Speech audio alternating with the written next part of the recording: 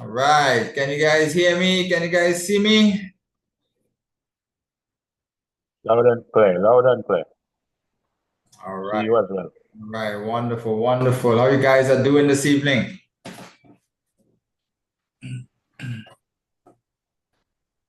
I'm good. I'm good. Doing well, I'm blessed. Jojo. Excellent, excellent, excellent. So pleasant good evening. So today's testimony time from me to you guys. And this weighed heavy on my heart to share this testimony with you all, especially now coming off of my fast. Nice. So I do a lot of sewing in my office. The Bible, Dr. Myers Manual book. Yeah, the Mitchell are going to be coming in the book club with this. All right, so these are my two babies when I'm fasting. I'm absorbing this. Nice. Reading the word, getting revelation, growing spirituality, growing spiritually. Yeah, getting mature in the mind, psychology, mentality, mindset. You know, we're already sowing into the spirit and starving the flesh. So we are getting clarity, quiet in the heart, really focus, you know, and we get to reveal things that are hidden. That's how things are revealed, right? Fasting helps reveal hidden things. So your philosophy could be very different from somebody else because you're revealing hidden things. The Spirit will teach you all truth. So you're ready? You're ready for your testimony? You guys Yes, we ready? are. All right, so I want you guys to have a book and a pen too, so you can take some notes along the way. You might learn some good stuff. Catch that thought, put it into a book, log it in. Nice, and maybe some fuel for your journey and your process. So there are two things that I'm going to share with you guys today. There are two testimonies I'm going to share with you guys today. These testimonies are not normal. These testimonies are really divine. So the first testimony I'm going to share is how trading changed my life. But I want to kind of integrate them, right? Because the testimony of what happened to me in the ocean was the beginning of my trading career, of my trading profession. Nice, but I want to dive right into how trading changed my life, and then I'll kind of take you guys back to the beginning and how it actually started. Nice. So I'm gonna share with you guys these two testimonies. Now, the testimony of what happened to me in the ocean. So I was in 2018. I've shared that testimony many times, and it has blessed a lot of people's hearts. Some people in our community, some of our students may not probably not have heard it because some of them are new. But if you're old school, you probably would have heard it. And some people hear it more than once because they just love to hear the story. But I give that testimony to a good few people and a good few places, and that testimony blew up. It even reached all the way to America because I give that testimony in a church, and it reached all the way out to Staten Island somewhere out there. Had a big church. So whoever in Trinidad here, nice, would have been in charge of that. They recorded it and they sent it out there, and it blessed a lot of people's hearts. So we know that this testimony really touches people.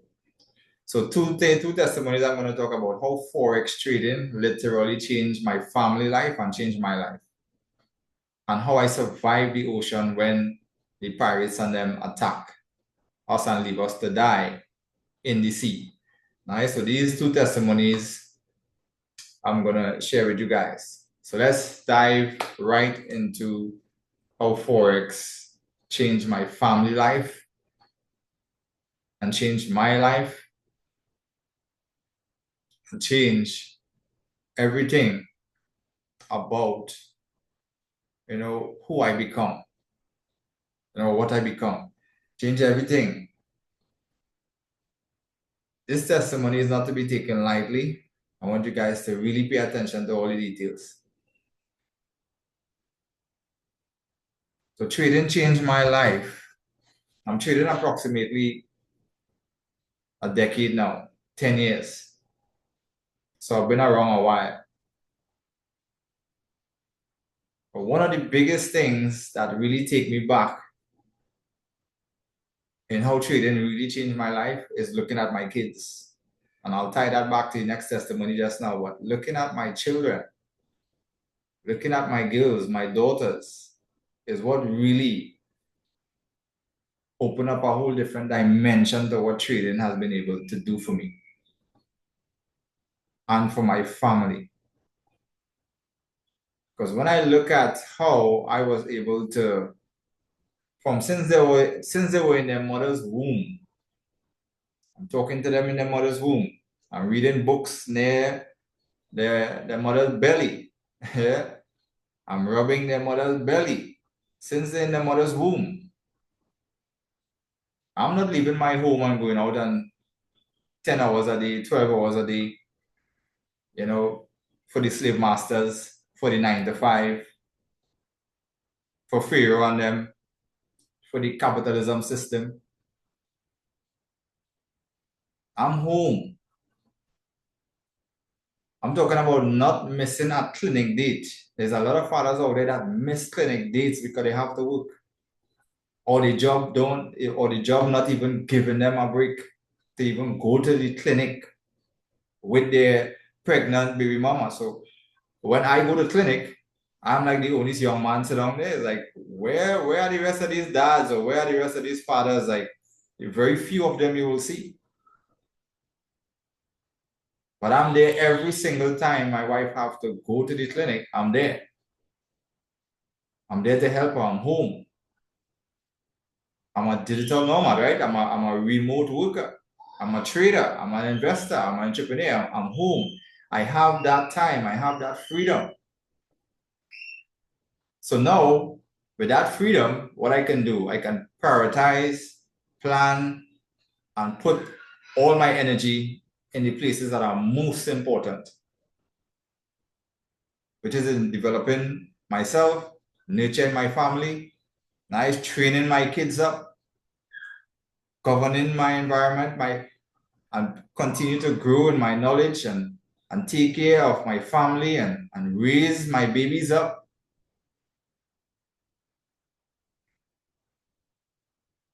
And I'm not out there. There are parents who have to go to work. Both parents today have to go out to work. Both of them, two parties, have to go out to work to make ends meet. And I'm talking about from these jobs don't care about you, nor your health, nor your life, nor nothing. If your kids get sick, they still want you to come to work. If you get sick, they feel you're lying, they're still trying to sabotage you, they're still trying to jump you, they're still trying to, they're sucking out your life. You are not just slaving for them. You're not just trading your time for next to nothing to be overworked and underpaid. They are literally sucking out your life. The company is making billions of dollars, and you going on with 0.0000001% of what our company making. And you cannot make your ends meet, you cannot pay your bills, and you're doing the majority of the work on the ground for that company. And you can barely send your kids to the best school, make them eat the best food, make them wear the best clothes, take them on trips around the world, buy them medication when they get sick. If a surgery come up, the company not even lending you no money. If they had to get surgery or something and they can't pay for that, they're good as dead. Your mom gets sick, your dad gets sick, you can't pay them bills, you can't handle those things. So when I look at what Forex trading did for my family, really changed my family life. Literally change it. Yeah. financially, spiritually, emotionally, psychologically, because I'm there to learn and now mentor my kids and them, become a good role model in my personal, in my house. So my kids could see. I could also teach them how to trade. Nice. I have the time to invest in them, invest in my wife, invest in my children. Nice. So I'm not just a business owner, I'm not just a trader, I'm not just an investor, I'm not just a coach or a mentor. I'm a father, I'm a husband, I'm a liberator. I got to deal with all the emotional intelligence of the females in my household. So I got time now to sow into the right place. I got time to read God's word, get more knowledge, get understanding, get wisdom to deal with situations, to deal with conflict, so I could be at peace. I could still go and buy courses and classes from people in financial markets and get them and get coaching and mentoring. I could still go and do other businesses, other investments. I could still do so much. But now I control my own schedule.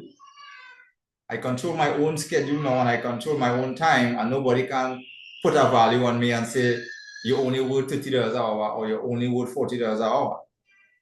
Because everybody think they're working for $30 an hour is a lot. But when you think about God giving you 24 hours in a day for free, and then you selling a whole hour of your life for $30, you're real undervaluing yourself. Don't just think about you working for $30 an hour. You're selling an hour of your life for $30. Do you think that's what you value? Do you think that's what you should be selling God time He put you on earth with a purpose for? Would you sell that for a company for 65 years just to pay bills? Are you guys getting what I'm saying? Yeah, drop a one in the chat if y'all getting what I'm saying. Drop a one in the chat, man. I want to make sure you all don't miss this, because I want to show you guys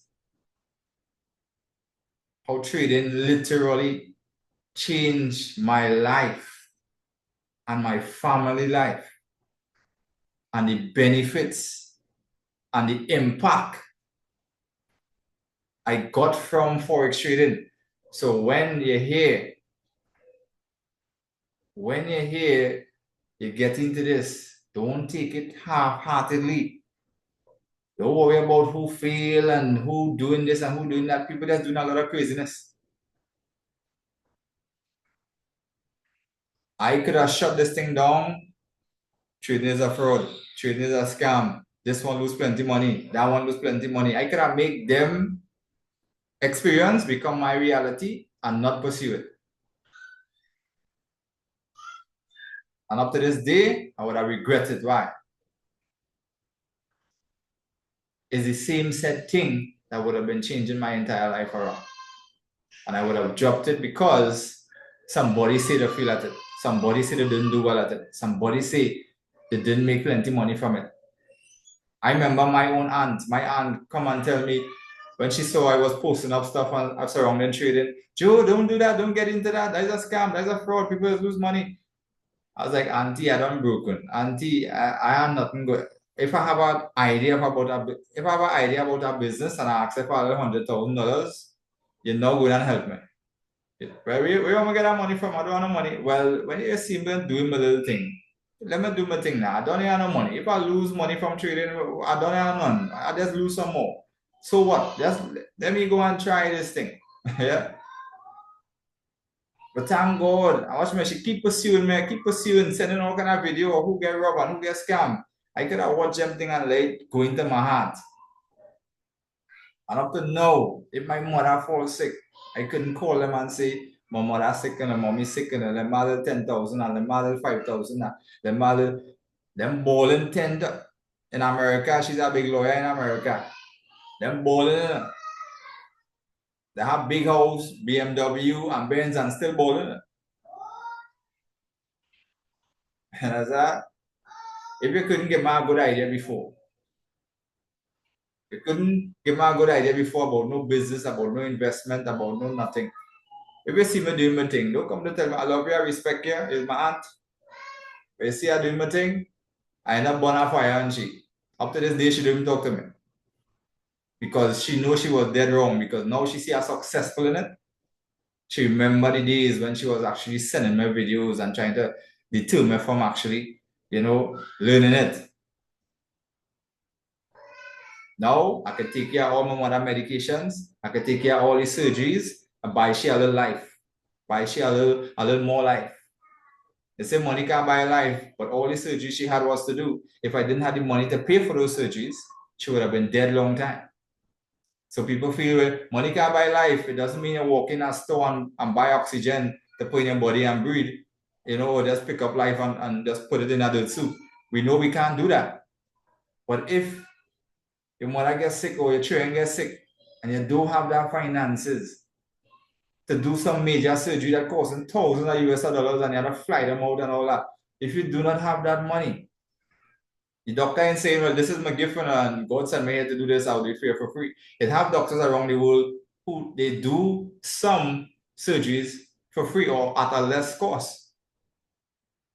But most people die because the parents or the children, charity, the children fund, wherever is that organization, could not come up with the money for these kids on it.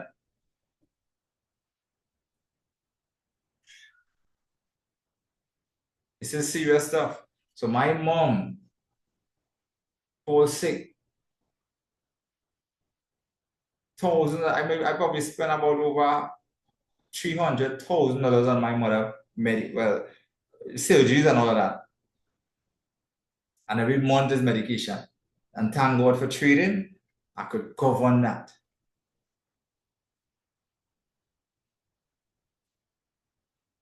Thank God for entrepreneurship. Thank God for investing.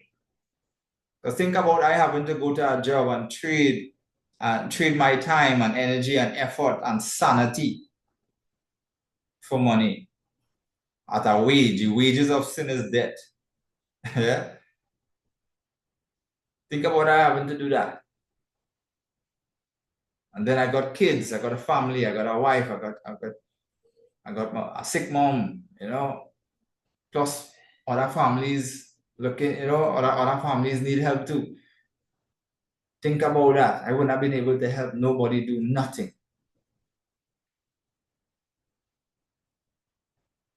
And this is what Forex trading was able to provide me with, the skill set of trading in financial markets.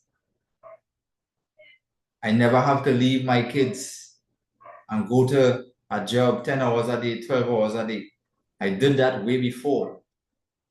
I was a fisherman. I fished for many years of my life, 15 years, come out of school, no PhD, no degrees, no masters, no PVC, no BRC, nothing.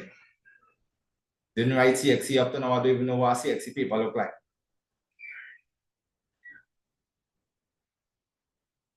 No A's and no B's. You know what I had? I had a willingness to learn, and to God be the glory all the time. I had a willingness to learn, and God gave me knowledge, understanding, and wisdom, and a gift. Serve the gift to the world. Your gift will make room for you in the world and bring you before great kings. You see a man skilled in his work, he will stand before great men, not obscure men. That's what the Bible says, right? So this skill set of trading now in financial markets, which is a God-given business and a God-given skill set, invest in foreign trade, and one of these days you'll make a profit. God told us to invest in here. Why? Because God knows it's recession-proof, it's pandemic-proof, and it could handle everybody. It could bless everybody. It could finance everybody.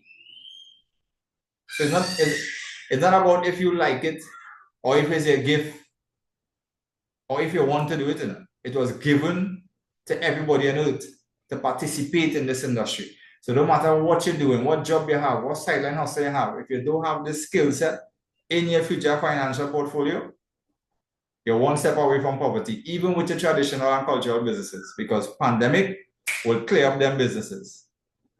Economic crisis, recession will clear them up. The only thing will sustain and is what make the world go round. All them kingdoms in this earth, on this earth, and the resources that they have that they need to exchange with each other.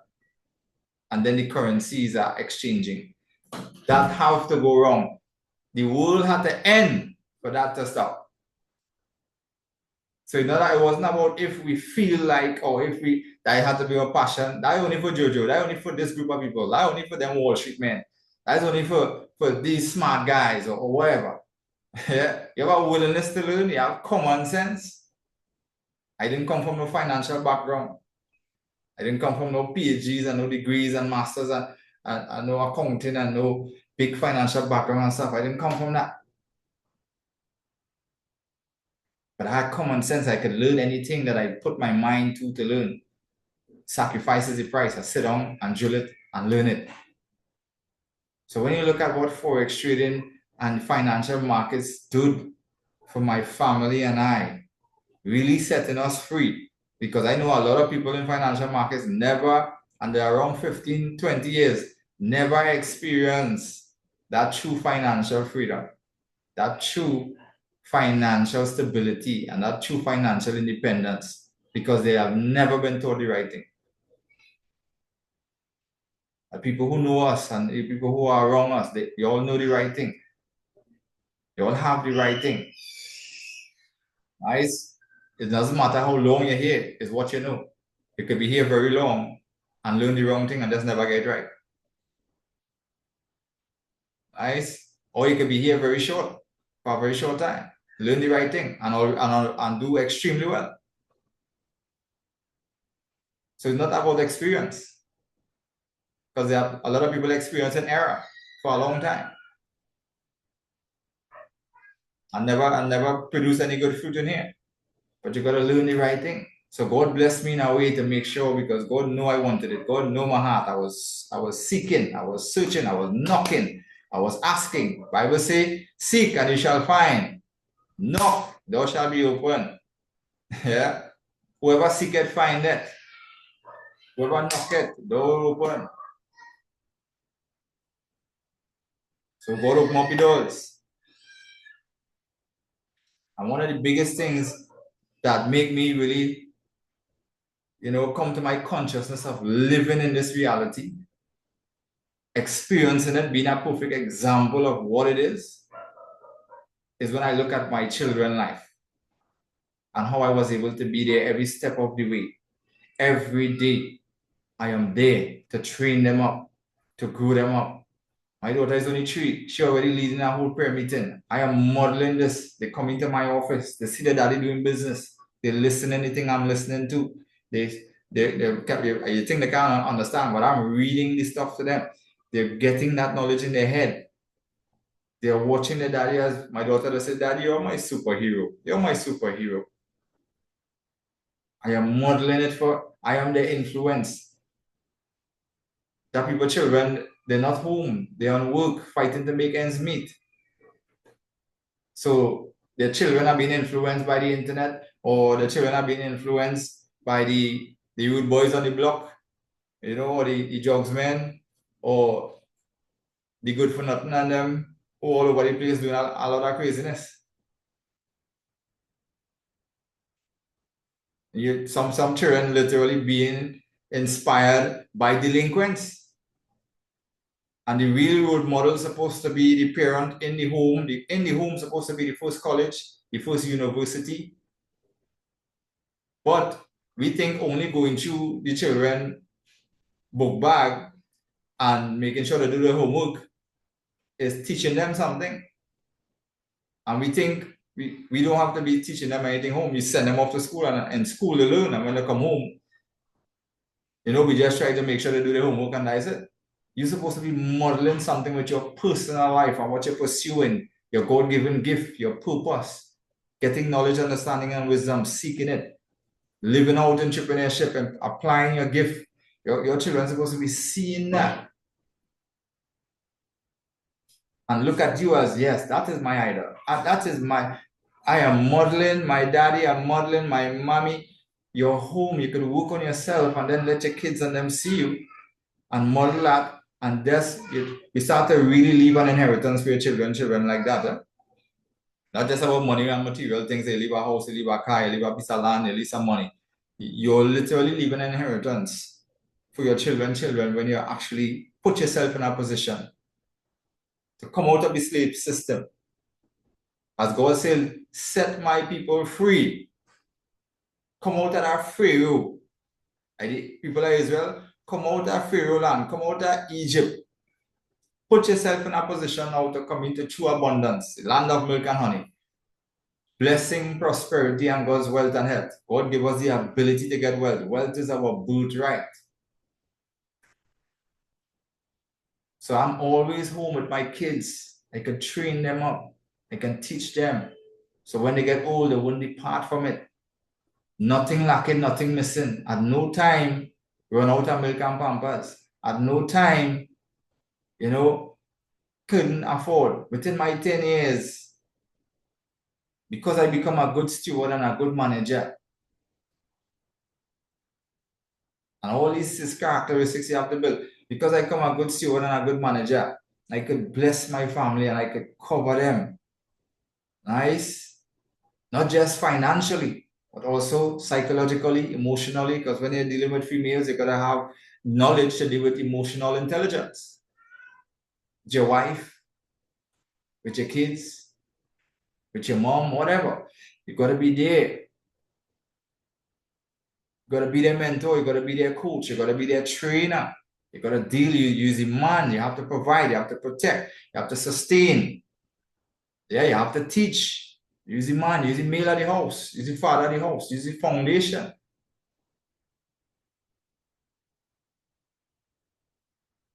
So what Forex and trading in financial markets, the skill set that trading was able to do for me, that I could have go in financial markets and trade successfully over years and consistently extract money out of that market and make a return on my investment and fund all my family life needs,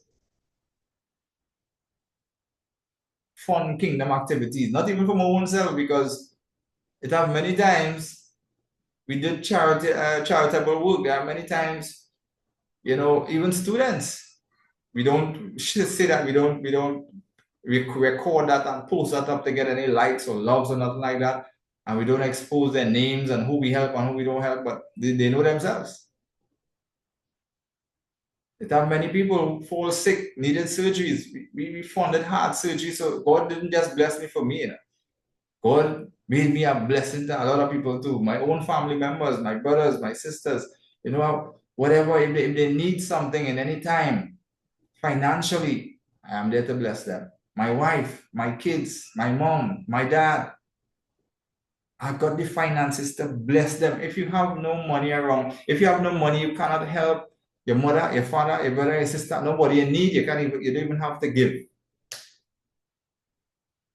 You want to help, you have a good heart, you're a good person. You love God, God love you, but you don't have much. You need finances to fund kingdom activities. Doing those things, and it's not just about what you get from this business. It's not just about what you achieve, it's who you become.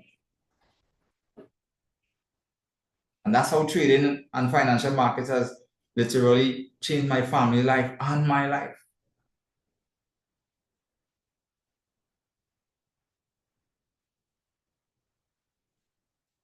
And that's why the Bible, invest in foreign trade, you'll make a profit. Money answereth all things. People say, well, money is everything, You ain't talking about money. But everything costs money. So don't be ignorant about it. That's why God tells us to put our money in foreign trade, and then one of these days you'll make a return, and then put it in 7 places or even 8, because you never know what type of evil will hit the world. Joseph had was to store up for the famine. You have to save and budget for certain seasons. Yeah. Go and look at the ants. The Bible tells us, listen, all the human beings, the people of this world is wiser than my own people. Just go and look at the ants out now. The ants you'll get a wonderful lesson from the ants. You see, the thing is all about money. Yeah. When you're broke, you can't even pay attention properly. Correct? Because your mind is all over the place. You always wondering, when I go and get, how I go and get this money? How I go and get that money? I do have money to do this. I do have money to do that. You can't even focus. Which means you can't live a kingdom lifestyle without finances. That's why God said, be careful of how you conduct yourself with my resources. Because if you start burying it like the one in the parable of the talents who become fearful and bury his own, they will keep taking away what you have from you and giving it to the ones and them who are actually investing. So if you mismanage God's resources, you'll be poor. If you mismanage God's resources, you will remain broken. If you try to save it up and hold it up and lock it down and just become a consumer, instead of gathering it up with a plan to invest in your vision or your goals or your dreams and do certain things, God will take it away from you. Why do you think people working from salary to salary, paycheck to paycheck all the time? They're just burying, they're just working and being a consumer, working and being a consumer. That's a law. You remain poor and broken when you function like that. When you get rid of that type of thing, you come into a kingdom-minded person. You become a kingdom-minded person. You understand that you can't even add another hour to your life. There's nothing to fear. There's nothing to procrastinate. Just be wise, seek wise counsel, seek knowledge, understanding, and wisdom, and get a coach and a mentor, because sheep need shepherd, and go out and start to apply and learn and do things. And you will build relationships. You will connect with people. I connect with millionaires and billionaires all around the world. A little black boy from Dow Village, South of which was ITB, school dropout, fisherman, all in Bahamas, all in Thailand, all in America, with millionaires and billionaires. How did I get there? How do they know me? How do I know them? Why was my name calling in certain rooms that I never even been in? And then I got invited. Come out in this country, check us. We want to talk to you, we want to speak to you. How did I get there?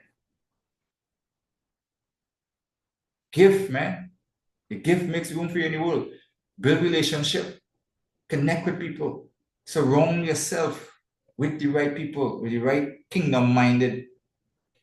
You lock yourself up with that employee slave mentality, you destroy yourself. You don't understand the laws of business, investing, entrepreneurship. God called us to be entrepreneurs. Not to follow the laws of man, go to school, get a good education, get a job, try to raise a family, retire, pay some NIS, look for a pension. God say, your gift will make room for you in the world. Don't throw away a gift just because you want to pay a bill. Your motivation for going to work, number one, is wrong. Do not worry what you will eat, what you will drink, what you will wear, nor your body, nor your life, nor tomorrow. We go to work to make sure and get money, to buy food, thing to eat, thing to drink, thing to wear. Jesus Christ tells us, listen, forget that. The pagans is one after that thing. Your Father know what you need. Seek the kingdom and his righteousness. These things is added. So in my years, when I started to trade and make money after a while, started to pay off, all these things were coming without stress. They're just being added on to me. I have the finances, but now I need discernment. I need stewardship. I need management, because I could consume and I could destroy this thing. God will protect money from some people. God will protect money from some people, because if you get the money now with this mindset, you might kill yourself. And then too, money is looking for a safe place, because money wants to go somewhere where it can be multiplied, it can be increased, it can expand. Money don't want to go in no place where you're just going to try to hold it up and you're just a consumer and just spend it and end it. The last three words in spend is what? E-N-D. End. Yeah. The last four words in learn is what? Remove the L. EARN is earn. So when you learn, you earn. And when you spend, you end. Money is looking for a safe place. So if you don't understand kingdom laws, kingdom sowing, kingdom harvest time, if you sow nothing, you reap nothing. You sow whatever, you reap whatever you sow. So every time you get your salary, you don't budget, you don't save up, you don't take a course, you don't take a class, you don't try to study, you don't read a book, you don't try to elevate your education, your learning, your intellectual, whatever. You don't get coaching, mentoring on business or whatever you want to propel in life or you want to excel in life. You just hold up that pay the internet, pay the rent, pay this, pay. Well, the money is not enough. Even if the money was enough, you still wouldn't do anything. And I can tell you, there are places that people can cut back in the salary right now and cut out certain habits and pleasurable things that they could save a lot of money. They just don't do it because it don't feel good to them. They're still trying to impress the world, trying to impress a friend, trying to impress somebody that don't like them, trying to impress a neighbor, buying fancy clothes, expensive clothes. I could buy all the fancy clothes I want. I'll wear a $40 shirt. What do you call it? Sheen. Beautiful shirt from Sheen. Very cheap and nice. See it? Ain't got no name, ain't got no fancy, nothing. See this? I valuable, not a shirt with a name. I can put my own name on the shirt now. This is what trading has been able to do for me.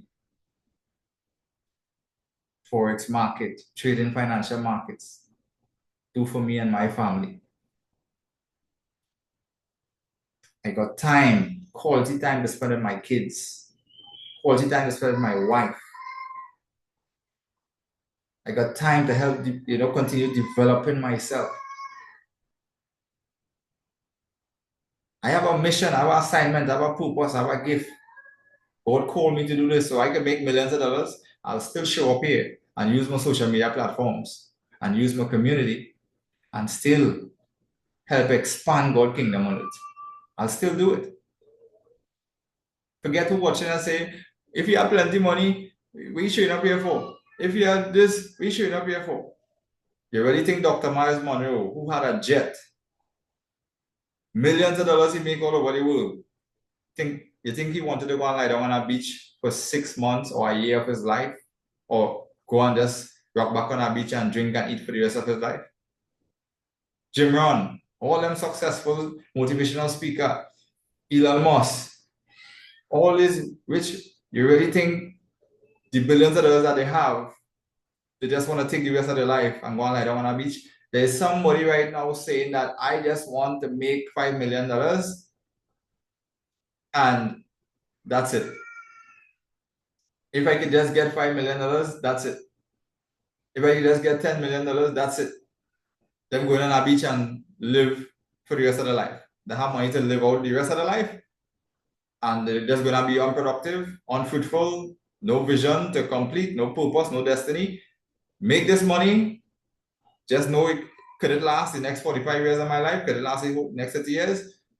And just go on the beach, drink pina colada every day, eat lobster, and eat yourself to death. That's the mentality of some people.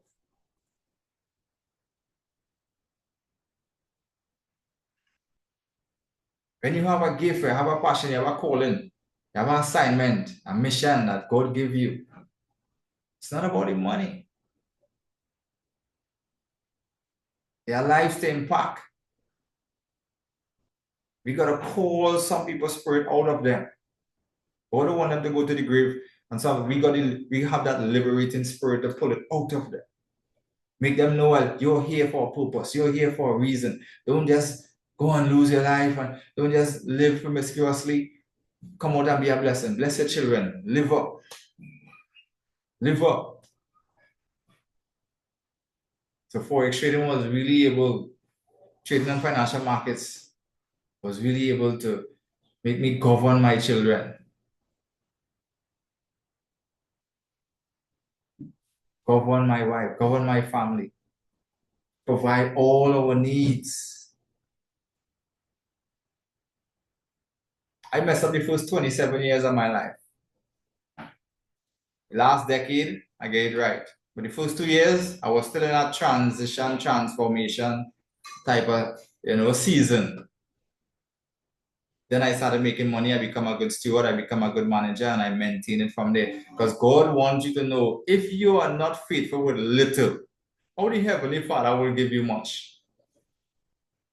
If you can't handle worldly wealth, you think the Heavenly Father will give you true riches? So I had to become a good manager. Like somebody they get $1 million for the first time. They only know about a couple 100,000, or they probably know about a couple thousand only. What am I going to do with this money? Your mind start to go wild. I'm going to buy this, buy that, buy. You could just become a consumer one time. The first time I made that type of money, I looked at it, I multiplied by 7, which is our currency. And when I saw the figure, I was like, what am I going to do with this money? And immediately my mind started to run all over the place. Buy this, buy that, buy land, buy house, buy this, buy that, buy boat, buy yacht, buy Benz, buy. And immediately the Spirit convicted me and said, go back to the Bible and read what I said to do. Invest your money in foreign trades, and one of these days you'll make a profit. And then when you make the profit, put it in 7 ventures or even 8, because you never know what type of evil will. That was my financial advisor. Drop a 1 in the comment section if you all understand that. Drop a 1 in the comment section if you all understand that.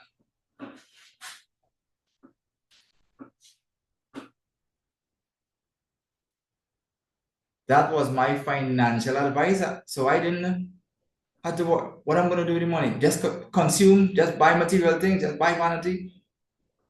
I was like, no, go back. Spirit was, go back to the Bible, read this again. The book of Ecclesiastes chapter 11, read it again. Oh, okay. Now let me look for different investing ventures and diversify across the board,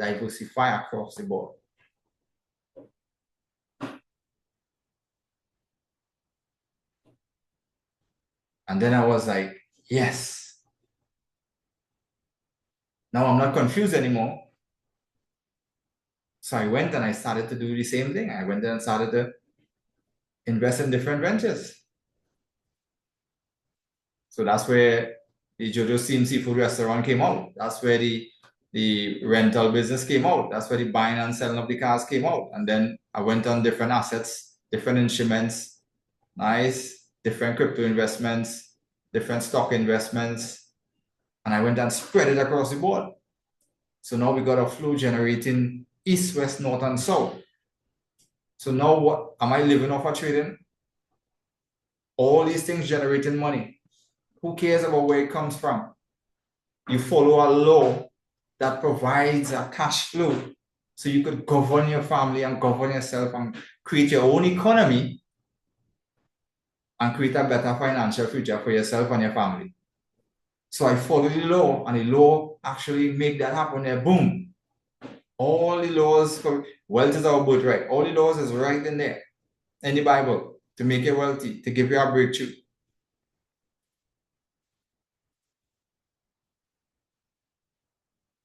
So after a while now, when I did that first, then I started to look at properties, so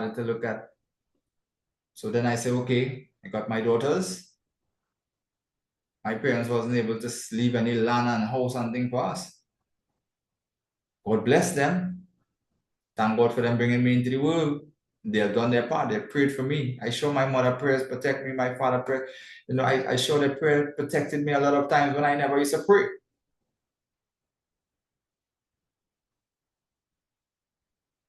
So I didn't born with a gold spoon. They didn't have to leave anything. God gave me a gift, made me reveal that gift. Now it's my turn now.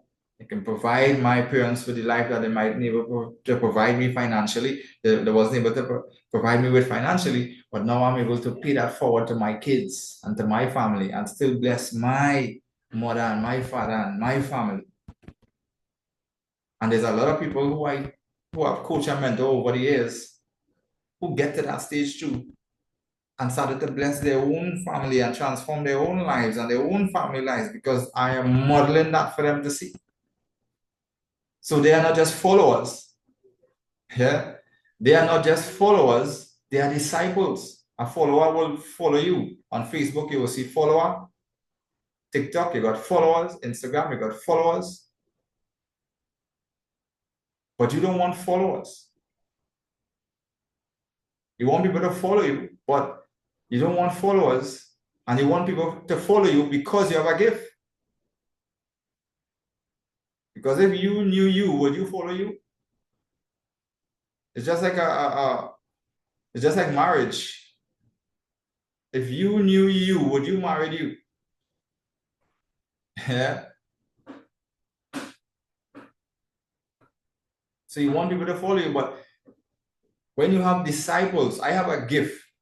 So I don't mind people follow me. I can model something for them. I can teach them something righteous. I can teach them something good. When I post my contents, people like what they see, they like what they hear, they start following me. Just don't follow me because you could watch my life like a movie and do nothing about it and your life don't change. Be a disciple. Disciples don't just follow and watch.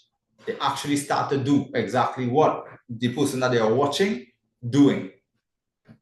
So they could eventually get somewhere in their personal life. That's what discipleship, they were watching Christ, they were following Christ, nice, and then they started to do the things that he's doing. They weren't just followers, they were disciples. Disciples are people who watch you, follow you, learn from you, and go and apply the things that you do. Y'all understand that? Drop a one in the comment section if y'all understand that.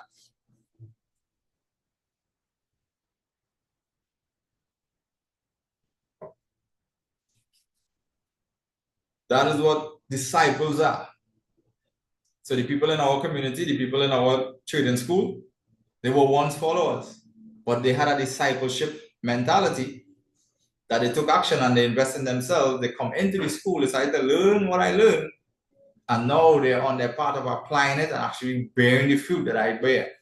And then I teach them all the other kingdom principles and kingdom laws and characteristics of how to govern their life properly, to narrow their life right down. Nice. You will find your life get boring for a while, but remember, you're building up something. It's worth it. It's valuable. Sacrifice is the price, right? You're looking, the life that we are looking for is very expensive. It's not $100 US or $1,000 US. The life you're looking for is very expensive and nobody can pay for it. It's priceless. It's valuable. You got to do work for the rest of your life.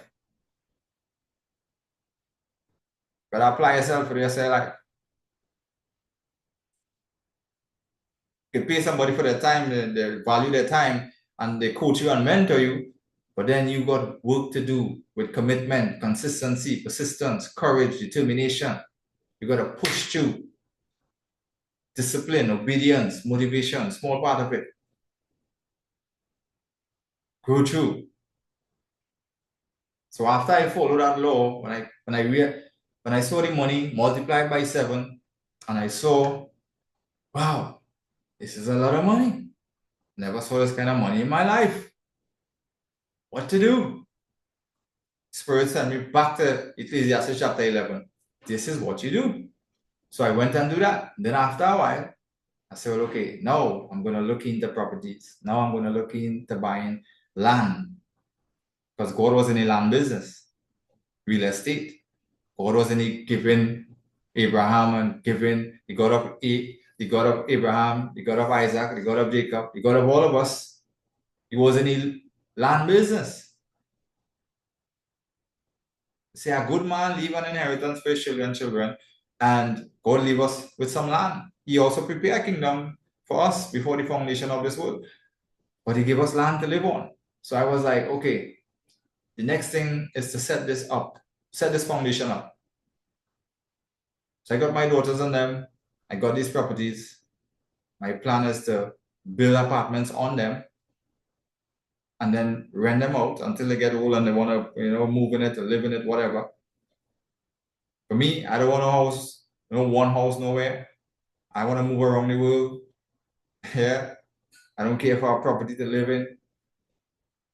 I just want to move. I just want to travel. I just want to go. I can pay rent anywhere I go. I'm free. Freedom is the greatest asset. Freedom is the currency. I am free to move.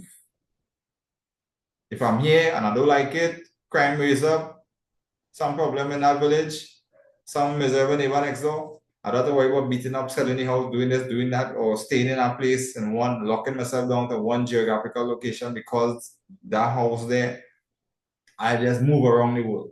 But I'll put structures in place for my kids, for my family. So they could stay there, know their gift, God will reveal their gift to them, and then they can choose, they want to serve the world, they want to go out and do things, they want to travel around, whatever the case may be. They can do that. Me personally, I'm buying no land and property and build a house and thing for me to live. I stay anywhere. We got cash flow, we could fly anywhere in the world and just live. But for my kids now, at the age of 37, I'm 37 now.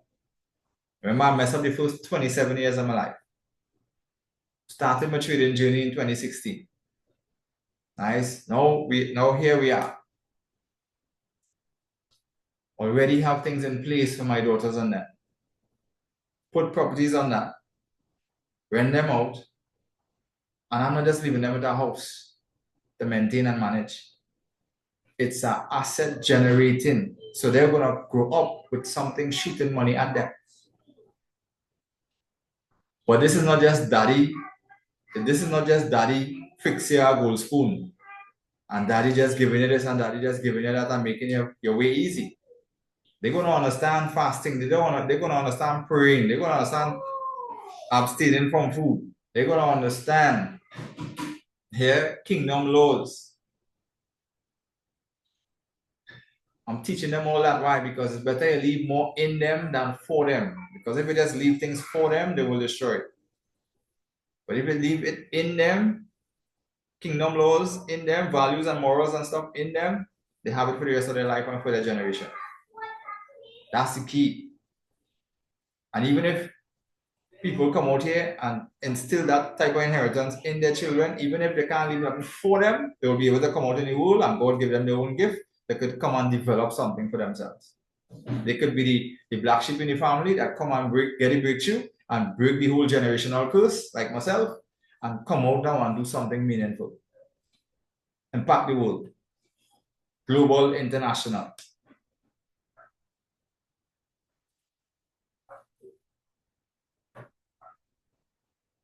So people don't think like, get these properties, put some things on it, nice, and then make it come a generating asset for your kids and them. Not just build the house or buy the land and just rest it on it. Especially when they're young like this. So by the time they get old, you got this thing generated, and then I was able to set things up and set things aside and put things in place. That is what I was able to do within less than a 10-year period. Here, messing up the first 27 years of my life. I'm 37 today. And I was able to create this type of kingdom lifestyle for my family and myself through Forex trading, through trading on financial markets, and through God laws. But remember, we don't own nothing. We are not owners of anything. God owns everything. God just entrusting us onto us because we are good stewards. We are good stewards. So God said, because you are faithful with little, I will give you much and you will have an abundance. That's a law. So God saw I was content. I accumulated and compounded with discipline and obedience. I didn't rush the process or try to hasten the process. I didn't try to use all the things out there and try to create shortcuts. The world had no other choice. The university, God had no other choice. Get that man we want. And then God blessed me like Solomon because I wasn't praying for money. Knowledge, understanding, and wisdom, discernment. So I understand things in financial markets that a lot of people don't understand. I get around people who expose certain things to me that a lot of people don't understand. So God build the relationships, God line everything up. So when I look at not leaving my kids, watching my kids from day one grow coming right up without leaving them and going to 9 to 5, without spending 10 hours a day, 12 hours a day, slaving for them jobs and them, just sucking out your sanity, the overworking you, underpaying you. They don't care about your own life, they don't care about your own health. If you're dead today, they replace it tomorrow. Understand? Company making billions and you're going on with less than 0.1% fraction of what the company making on every physical year. Every physical year. And you going on and barely making ends meet while them getting rich. You can work on yourself to get your own self rich. 10 to 12 hours a day, slaving for them. And you can spend 2 hours on your own self to read a book, to jump in some education and study, to seek out mentoring and coaching and develop yourself and educate yourself. And you can do that to make your own self rich. Fail in your family, fail in your children. Do not fail your family, do not fail your children. Don't play with the skill set. It's a God-given business and a God-given skill set. And God give us the ability to get wealth, and He set everything up in place for us to get wealth. Wealth ain't for this man only, the white man only, or this one only, 1%. And we always want to quarrel about the 1%. But are we doing the things that the 1%ers do? Are we seeking to build that same infrastructure and take that same approach? No, we're not willing to do that. So you can't watch them and quarrel with them. I used to be like that long time, ignorant and arrogant. Yeah, only this. Until I started to be around them and realize the kind of thing they go through and the kind of thing that they actually sacrifice. I realized why poor people just be just talking things that they don't even know. But these guys take on more risk and have more sleepless nights than somebody who just living and just feel everything is just everything, because they're seeing what you have. They're seeing what you accumulated. They're seeing what materialized today, but they didn't see how. When it was not just ground zero, and it was below the white line. Some people started off in debt because the parents take out something and now them start off life. All kind of $1 million, $2 million in debt because they're tied to something that the parents did and couldn't fulfill the payment for it. So them just starting from ground zero. They're starting from below ground zero. And the kind of work they put in, and the kind of risk they take, and the kind of headache they take on. The kind of stress they take on. Build the business now. Everybody's seeing it successful today. That's why I doesn't want nobody to see my success. I want them to see my sacrifice. Look at my sacrifice. Look at how I had to change my life, change my habits, change what I used to do. If you see that, then you will understand why. It's like, it is like how it is today.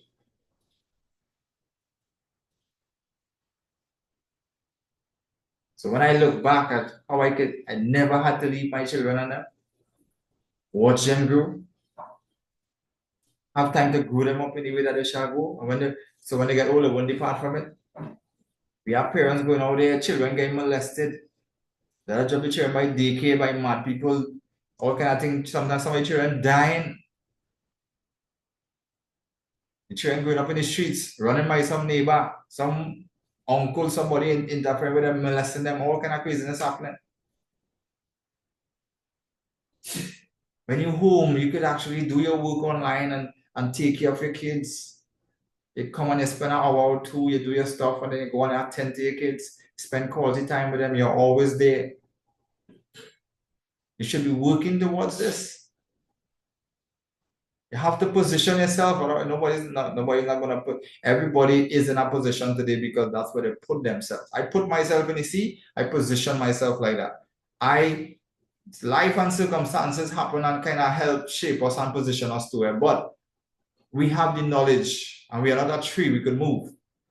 Nice. We could learn. We could grow. We could evolve. We are human beings. We are different from all the rest of species.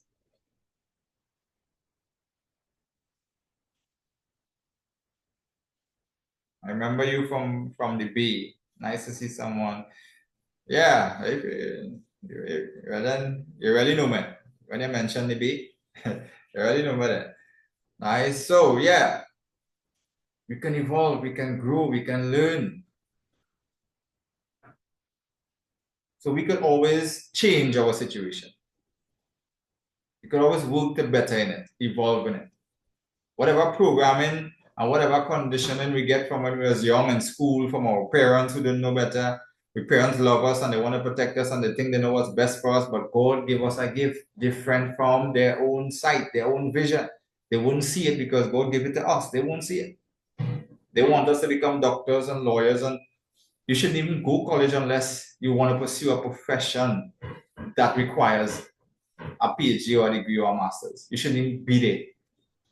Thousands of people shouldn't go there because they go there, they got have a certificate, they spend a lot of money, spend 7 years of their life, and they're home begging for a job. Still have to be overworked and underpaid. Still, the boss could fire them any minute. They're still not independent and they're still not empowered. Pandemic could still take away their job, recession proof, boom, economic potential, going with everything. That's what you spend 7 years, $250,000, $500,000 for.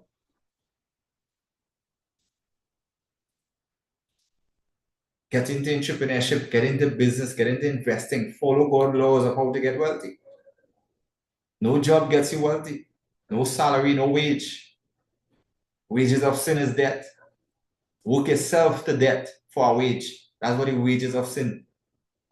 Sin is being disobedient. Be obedient to God's word. If God tell you what to do and bless you with a brain, a body, a mind, education, you could go to a job and you're getting a little pay. Now use it properly according to kingdom laws. And everything will change. But if you just follow the world system, you're in problems. You will get a student loan and you cannot call bankruptcy on a student loan. It will hang over your neck until you're dead. Why are you going to university to study something that not even gonna I make more money than people with PhDs, degrees, and masters, and hold high offices in the country and even extended to the world. You see, what just remind inside here, I build my own office. I used to always look at people in their office and say, wow, I wish I could get a job and I could work in the office. I didn't know that God would have blessed me to get my own office.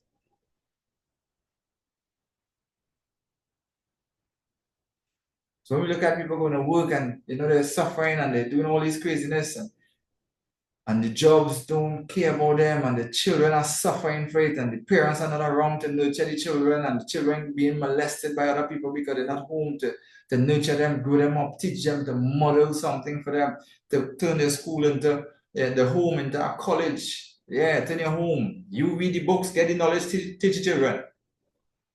You take the courses, classes, learn, and go back and teach your kids on it.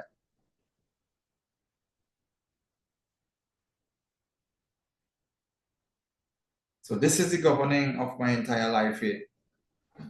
Forex trading, trading on financial markets, my family, my wife, my daughters.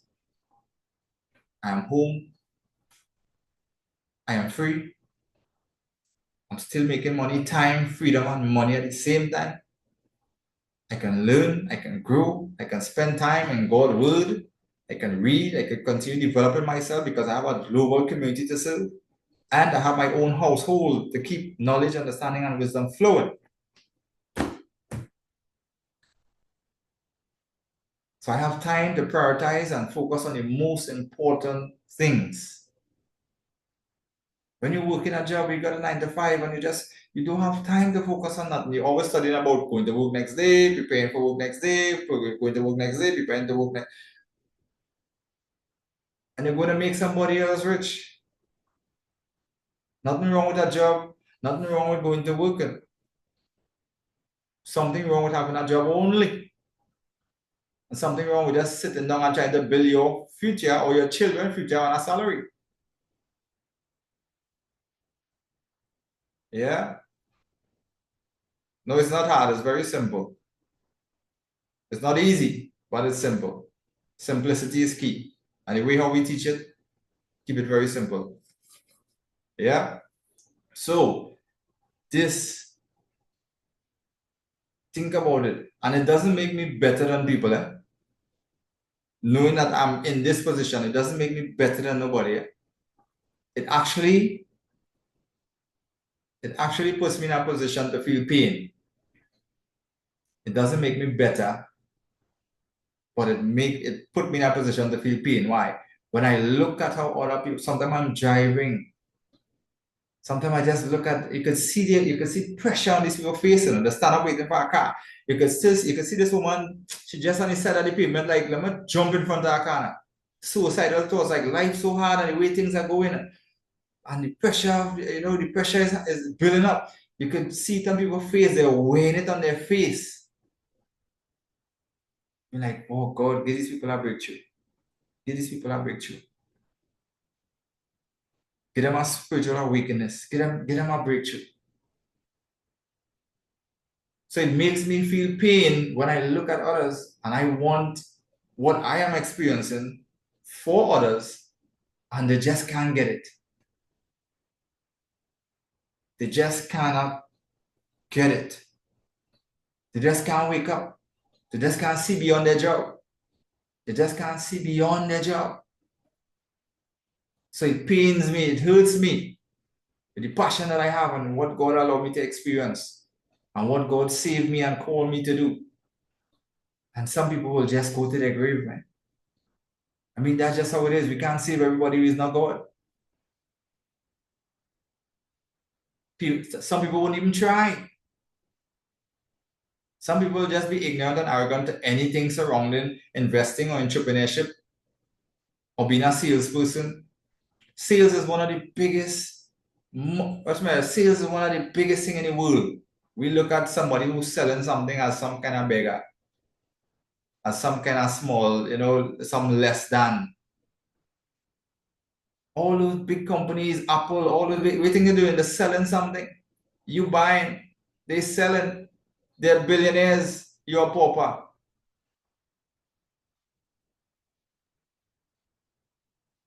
Create something that you can sell to. You're a businessman, you're an entrepreneur. I sell courses. I make good money. Trade for myself independently with my own money. But I use my gift and I create courses of how I become successful in trading. I recorded it and I put it out there for the ones who failing and don't know how to do it. And don't know how to do it well. Some people might attack you and say, well, you're selling something. They don't even know. And we don't have to try to prove anything to them. We got kingdom citizens to serve, not fools.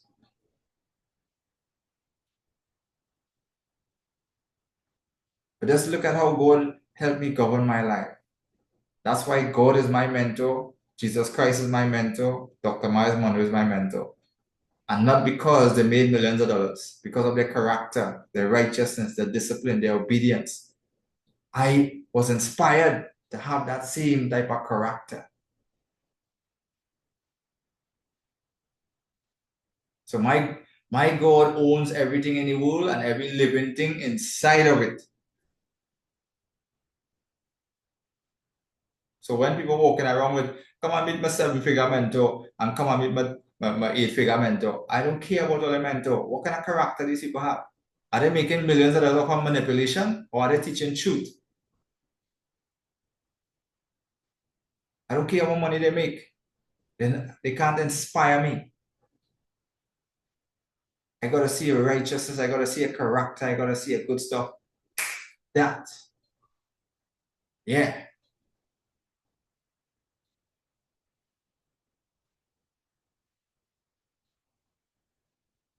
So when I look at how God has blessed me with a skill to make the money and to govern my family life and to govern people even around me and be a blessing to many people outside and to do all this charity work and donations and, thanksgiving and be grateful and become a good giver, a cheerful giver. I was like, yes.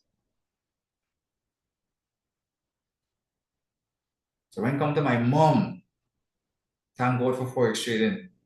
When it comes to my kids, when it comes to my wife, when it comes to my own personal life, when it comes to the people around me who are supposed to impact and help and do certain things, the strangers that I also assisted financially, health-wise, surgeries, or just food, hampers. God bless me because He knew that sometime in life I would have to answer His prayer, answer somebody prayer request. God used me to answer that prayer. That was for that set purpose.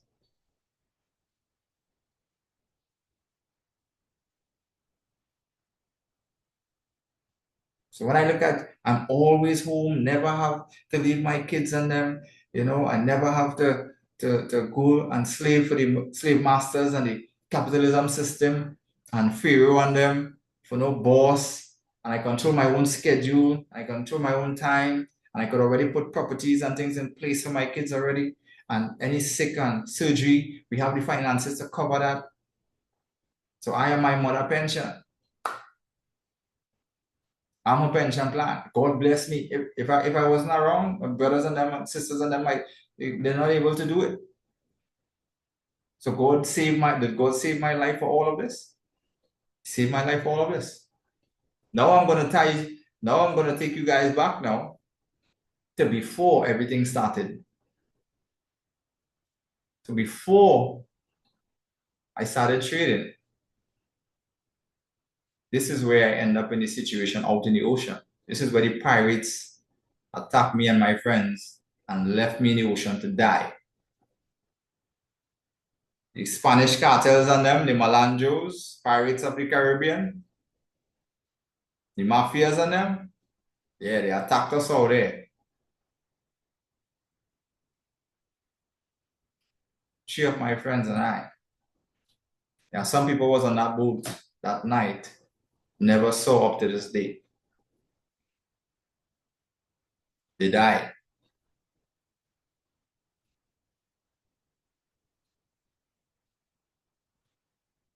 Years ago. Never see them again. And that is what happens in that area.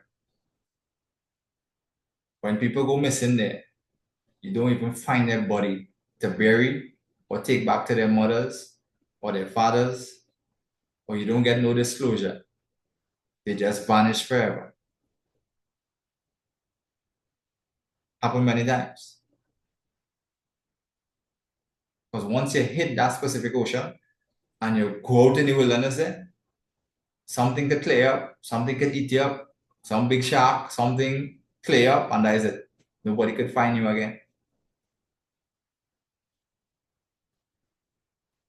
So just before I started my trading journey,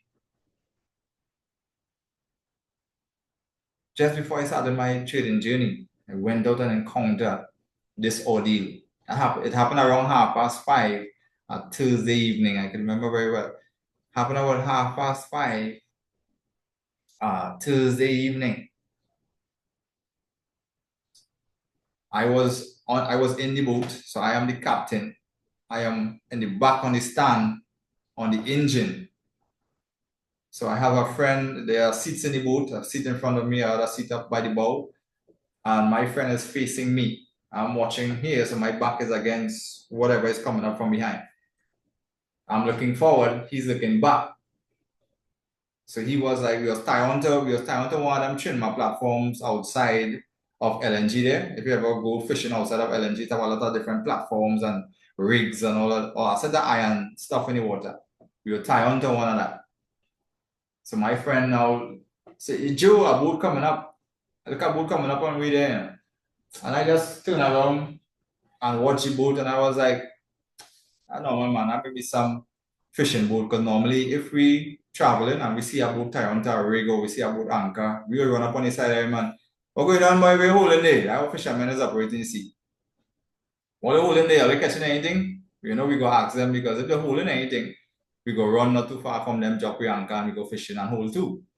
So I tell myself the boat may be coming up there just to check we out, and normal fishermen from CGS or Library, somebody, and just go down and come and check we. So I just turn back my head and kind of knock it off. Because they was cruising, they wasn't coming too fast. They was kind of slow, but we couldn't see anybody because the bow was actually coming direct to us at that point in time. It's only when they kind of reach a little closer, the man ring the engine, and when I hear the engine ring, I'm like, why they pressing the engine so close? And as the man ring it, that is it. Run up on the side of the boat. The rest of them snatch on the boat, check out that big gun, pointed at me. They wasn't really focusing on everybody else in the boat. I was the captain, I on the engine. So the man dragged out the gun and pointed at me. So I just asked them, don't shoot, boy, don't shoot, don't shoot. And he talking Spanish, and he said, go up in the bow. And the rest of them get frightened now, and they start to hop, hop, hop, hop. I still moving calm because, I grew up in the streets. I was an old G2. So the adrenaline and the frightened and thing, I said, man, back in the days, I didn't care. I didn't care about my own life too. I didn't care if Sunday fall on Monday. I was living kind of real promiscuous, all whole kind of life. Yeah. So the man polygon, man, the rest of fellas start to jump up, jump up, jump up. So I was the last one to start hopping up to go up on the bow. Same time, he had two fellas in the boat with him, the Spanish and them. One of them jump up, take a knife, run up and chop the bow from tying on to the platform, because remember, they want to go with the boat. So he jump up, now I in the middle, the gunman down to the back, I in the middle, the other fella jump across. My partners who was in the boat, one fly off on the side, the other one run up and snatch the rope and kind of start to pull himself on the platform. I end up here now in the middle, and as he run up and shot, this big wave too, and the current, so the boat jockeying like that. So by the time he slice it, and I now run up and run past here and try to catch it, because I didn't calculate it in my head.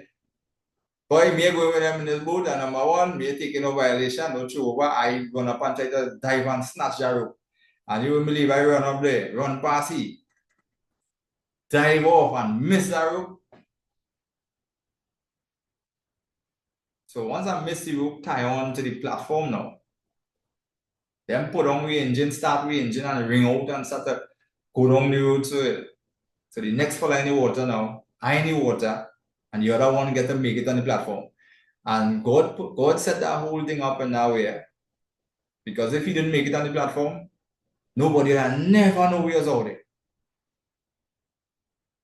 Because when the supply boat moving around them platforms on them Trinma platform and LNG platform, and the Trinma boat would have been moving around. And when they go to that one to do some servicing or something, they'll find him there, and he relate to them what happened, and then they take him to shore and take him to the Coast Guard base, and then take him to the police, and then they still, the police and Coast Guard still fail because they never shoot a chopper in the air to look for we, and they never really come out to look for we because they're afraid. They're afraid the Spanish mode, the Coast Guard and all, they want to cross the border. Yeah. It's men and eyes they're looking for to save. They ain't going across the border, and it's normal fishermen who have to jump in a pier and run across the border and try to look for we. And so even the authorities who have the big guns and all kind of thing fail we. Even if they could have saved any of us within the time. And then that time they take to come out worse, because CJS always don't have no boat, or they men always drinking rum in the Coast Guard base there or some kind of thing, busting a cook. Them don't really care. So God make that thing happen where that person reach the rope and actually get to pull himself up on the platform. Me and the other eight man end up in the water. They take our boat, drive off and go on with it. Now we watching that platform right there. It looking like it close, but the current so hard, like bullet. When I try to make 5 forward, it's about 20 backwards. Now the youth man had on a jacket. I had on none. He had on a life jacket, I had on none. I had on a coverall. So when I jump in the water too, it ended up like a kind of straight jacket with full of water. So I zip off my coverall and just end up in my boxers alone. Try to swim again and just realize now, boy, can't go against the current. Current pulling straight down from the platform. There's nothing behind us for me to actually go and swim and hold on to. It's only everything in front of us, like forward. And the current pulling down hard, so I can't swim up towards it. Even if I try, it's like 10 backward, I just burning myself out, wasting time. So me and the youth man now, but the youth man is a kind of first timer in the sea. So he started to bawl, he started to cry, he started to, boy, we're good and dead, boy, we're good and dead, we're good and drunk, we're good and dead. He was terrified. So, I just stay quiet and I was just kind of trying to figure out, boy, what you gonna do here now, boy? How you gonna survive this? I was just trying to calculate in my head, what to do. I know my boy on the platform, he can't do nothing. He can't dive and try to come and save with a suicide mission. I hear he bowling, call up with him because he can't really see me because now the place get dust dark. So he can't really see me. So he on top of us, the wind blowing down. So every time he ball out my name, Jojo, Jojo, I just hear his voice just traveling in the wind. And I was like, I can't answer. I didn't even answer him back. I just hear him continuously balling, call out with him. And I just not answer. I stay quiet in the water and the wave on them and the current just moving me and I just flapping and keeping my head above the water. So, watch around and watching to see if there's anything in sight, any boat passing, anything behind us, nothing. So I down in the water now because I have on no life jacket. So the current kind of moving me faster. The youth man now, he have on a life jacket. So he kind of more on top the surface and the wind and the current moving him. So we kind of departing like this. Because I trying to talk to him and tell him, yo, don't worry, boy, don't worry, I have on a life jacket, just keep going, just keep yourself up thing. And he bowling furiously. He's just bowling out of control, and that killing me because, boy, you see the situation where this man only bowling, boy, you're gonna dead, boy, you're gonna dead, you're gonna jump, boy, oh God, save me now, boy, save me now. And this man killing me, and I don't know what to say, I don't know what to do. I trying to figure out this thing. After a while, like we depart so far, I just stop here. Please come and get fully black now, fully darkness in the wilderness. Why out there and I just flapping, I just thinking, what are you gonna do, boy? Drift off a good distance, stop see the platform, all them things you're seeing, land and thing, all them things disappear because the current moving hard. Now we're talking about big wave, hard current, shark infested water too, because like outside the carcass, like outside Soldado Rock. If you know where Soldado Rock and thing is, outside of that. So there are some massive shark too. Because we fish in that area, we know the kind of beast it has swimming in that area too. Yeah. So when I collect myself now, I say, Joe, here we're going on. You just have to try to swim. Just try to swim. Some people ask me, so Joe, how you swim out there? How you make it? You float or? I say, feel like a pool. Like not a pool, like not flat water, and like rowing wave. And hard current. Yeah.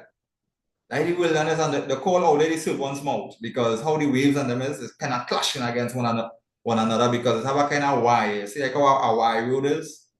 So it's like Peter Nallis and then you can go down that side to go Erin and Venezuela. And so they have a kind of real terrible weather that's be happening within that vicinity there.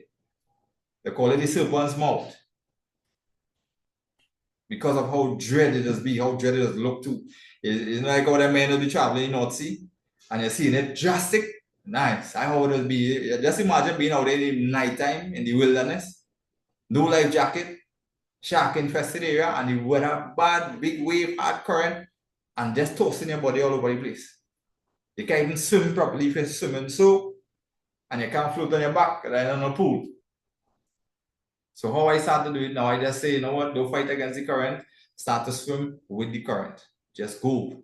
Nice. Go as far as you could go, see if you could come across something, see if a boat could pass, see if the man who on the platform, if the supply boat pass in time, because normally they'll pass around 6 or sometimes they'll pass earlier.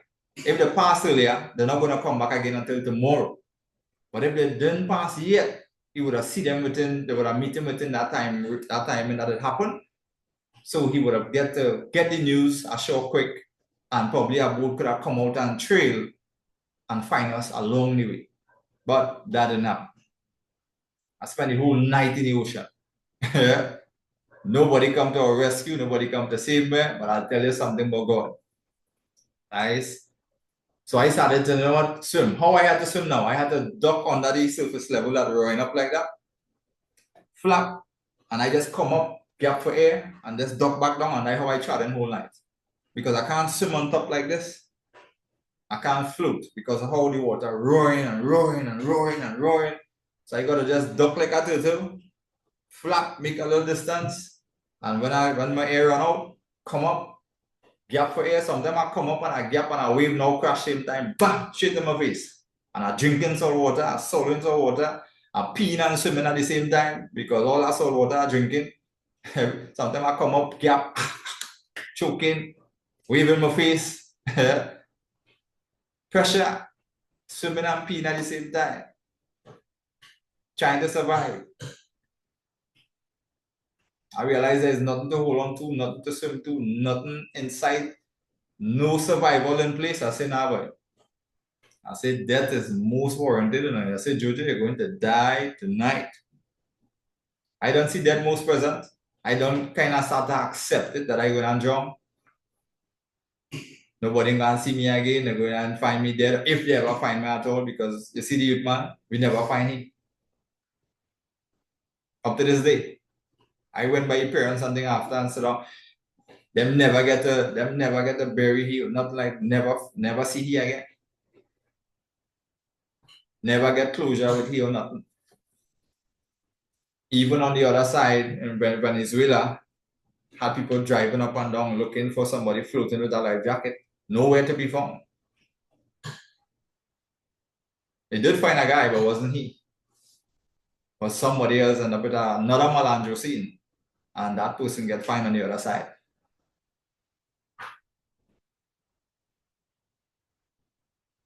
So I don't see death is most present, and I don't start to accept it. So I just keep swimming. After a while, I start to get burned, I start to get tired, I start to, nah, boy, can't make it. 3 times I tried to jump myself on that mission. 3 times I tried to jump myself on that journey. And there was this little still voice in the back of my head that said, Joe, don't stop, keep on going, something will happen. Let me tell you something about God. I swim the first 10 minutes of that journey. God swim the rest. God say your strength works best. God say his strength works best in our weakness. My strength works best in your weakness. Normally, if a man swim in the ocean after 5 hours or 6 hours, you're going and catch cramp. If your hand go down lock up like that, or when your foot flap and fall like that, your foot go down lock, and that is cause it to drown. There was no cramp that entire night. That ain't normal. Here's what I love about God. Everybody thought Jesus would have come and walk on the water and hold my hand and pull me up. He gave me the strength to go through the night. He didn't just come and pull me out of it. He gave me the strength to go through it.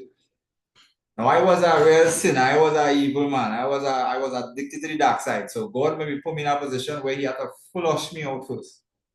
I call that my true baptism. Yeah. God had to flush me out proper in that ocean. They couldn't baptize me. They couldn't baptize me in no little piece of church and in no little church in no little river, or how they open up the pool in the middle of the middle of the pulpit or whatever and baptize people. Nah, I needed to get flushed to the whole ocean. That's how addicted I was to the dark side. God put me in that position to teach me something. See, I'm going to put you just when you think it's the end, is now the beginning. And that is why I starting this story now, before the whole trading journey. And you understand why it happened like this. Everything was divine and connected. Because if I died that night, children would not come. Serenity wouldn't born. God actually named Serenity. My wife actually heard that over and over, night after night, in her dream, telling her, name the child Serenity. And if you see how my daughter come out blessed, yeah, it's like she was here before in the spirit, the way how she has think and the way how she has function and move. It's like she was here before in the spirit. She know more than she's supposed to know. She understands more than she's supposed to be understanding at this age. And she was planned. Son, so God take me through. I didn't get any crown. 3 times I tried to drown myself, and this little still voice keep going, something will happen. Daylight rise on me while I was out there. Because all the time in dark, I mean, it feels like it now happened because I don't have a time on me. I don't know how long it is, but I just chatting. No sign of survival. I'm going. But I don't know the time. It feels like it not too long happened. It's only when I see the place that I get dawn, the place at the dawn, then I get to realize, wait, there's a whole night you out here. While people pulling coverlet, sleeping in a nice comfortable bed, I fighting out in the wilderness for my life. If I wasn't sure, I could have big up this man, have big money, big up that man, have money, big up this one, and rate up this one, and rate up that one. Here's what. I couldn't even call him a mother. I couldn't call him a father. I couldn't call on the man, the big man down the road who everybody has rate up. I couldn't call on nobody with influence or power or nobody on it. The only person I could have called on to out there was God the Father in heaven. And out of thousands of depths of water my feet couldn't touch. Next day, my foot was back on the hand.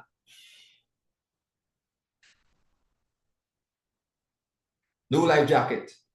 Whole night. Over 22 miles off the coast of Trinidad and Tobago. Shark infested water. Hard current. Moving out there. Hungry. Because that whole day I didn't eat. I went in the sea that morning.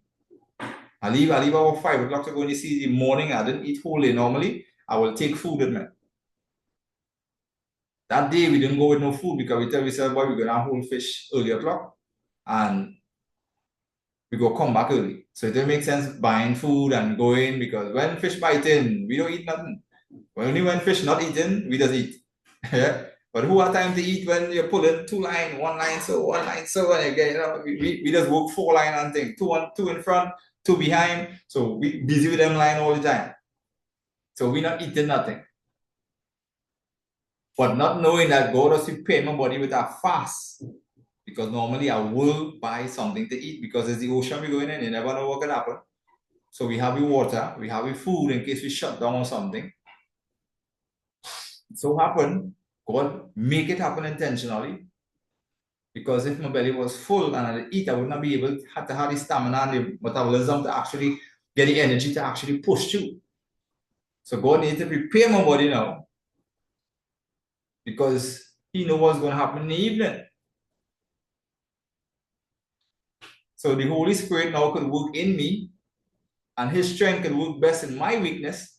So while I was feeling to give up and drown myself and call it George, goodbye everybody, just leave my body, just leave my air, my oxygen to run out and just have my body throwing up so in the wave. God say, no, not at all. Not at all. Giving up is not an option. That's why I have that code in fishing grips now. Giving up is not an option. I'd have done ready to throw in the rag. I'd have done ready to throw in the rag. I would have been here today, being able to take care of my mom, raise my kids up, bless all the people, get all the connections around the world, all the relationships, and get to experience this side of things. So where death was most present is where birth is now started. That was my birth, my true baptism. So I live in a second life. I had a partner who fall off right outside the creek and drowned. I went through the whole ocean and still here. Yeah. 22 miles off of the coast of Trinidad and Tobago. End up in a totally different country.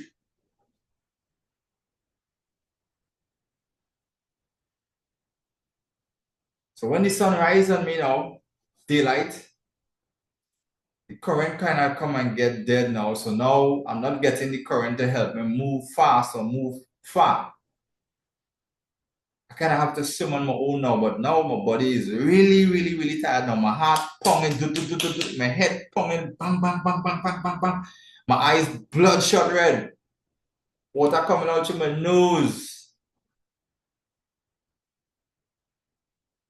I just fighting it, fighting it, fighting it, fighting it. My heart, my brain pounding like a sledgehammer. Bam, bam. Because of the hours. You know, it is about 13 hours out there. Non-stop. Not floating, no life jacket. Pumping.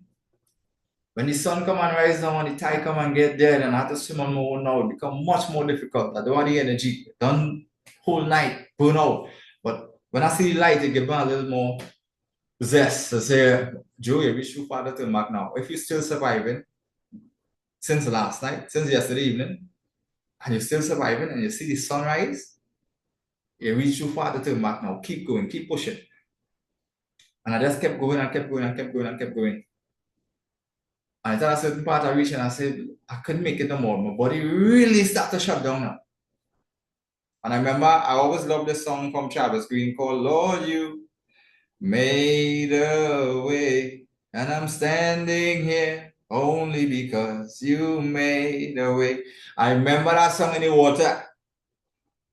And I remember coming up and saying it in my mouth, Lord, make a way for me.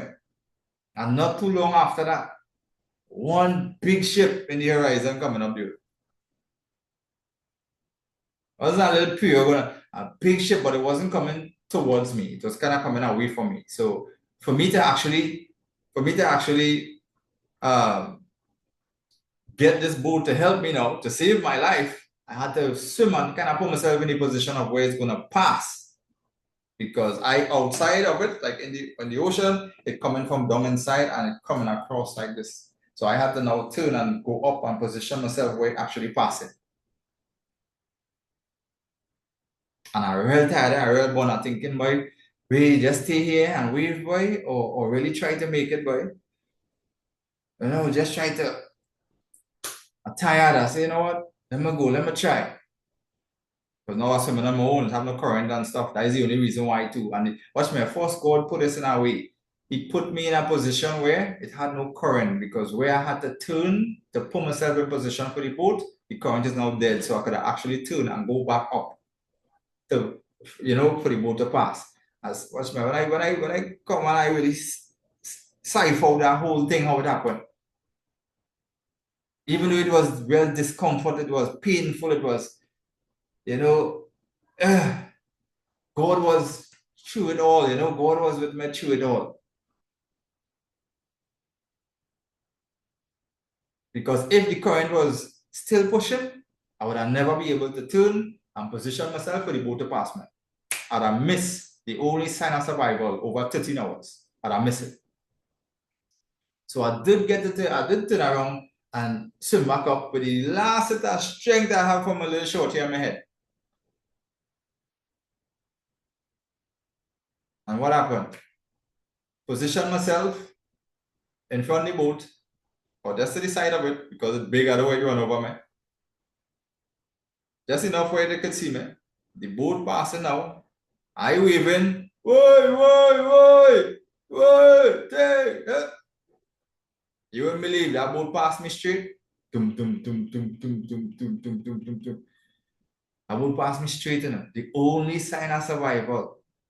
After I say God make a way and this boat show up not too long after. I can't tell what time from after me saying made a way, but it was a good bit of time.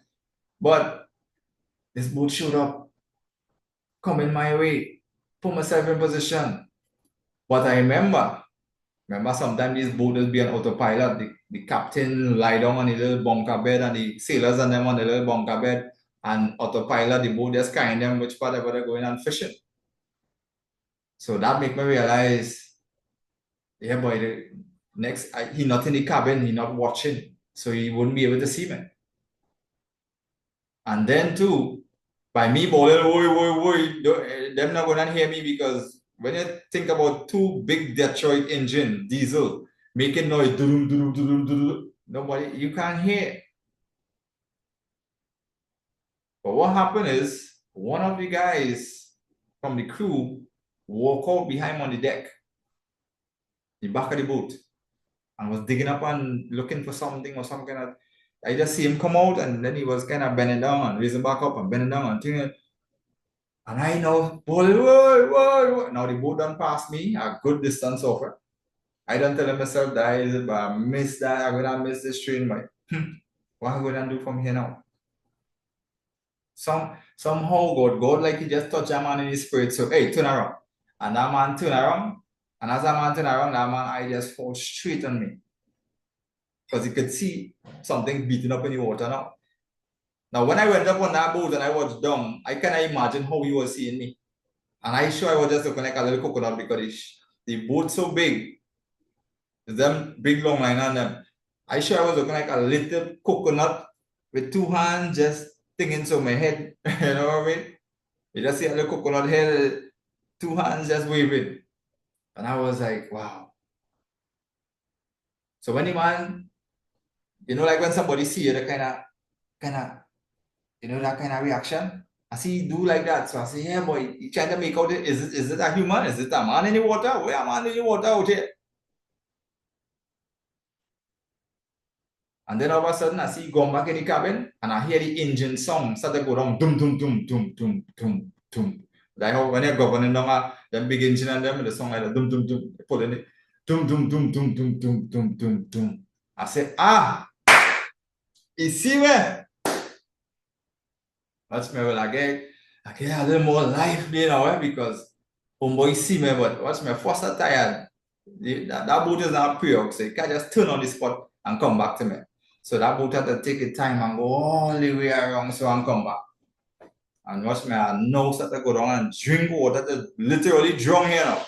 Can't hold myself up no more. Literally tired, out of my wits. But the boat did come in time, throw down a rope, and I hold on that rope and I turn it around my body and I tie it up. And they start to pull and drag me up. And I reach on top of the boat here now, watch me, my body shut down instantly, because my body now getting rest for over 13 plus hours out there. One of them hold over my left hand, hold over my right hand, my whole body just dropped down, blah. My whole body just shut down because it's now getting rest over all them nights, all the hours within the night. So when I catch myself now and I open my eyes and I watch up, 9 Spanish stand up over me.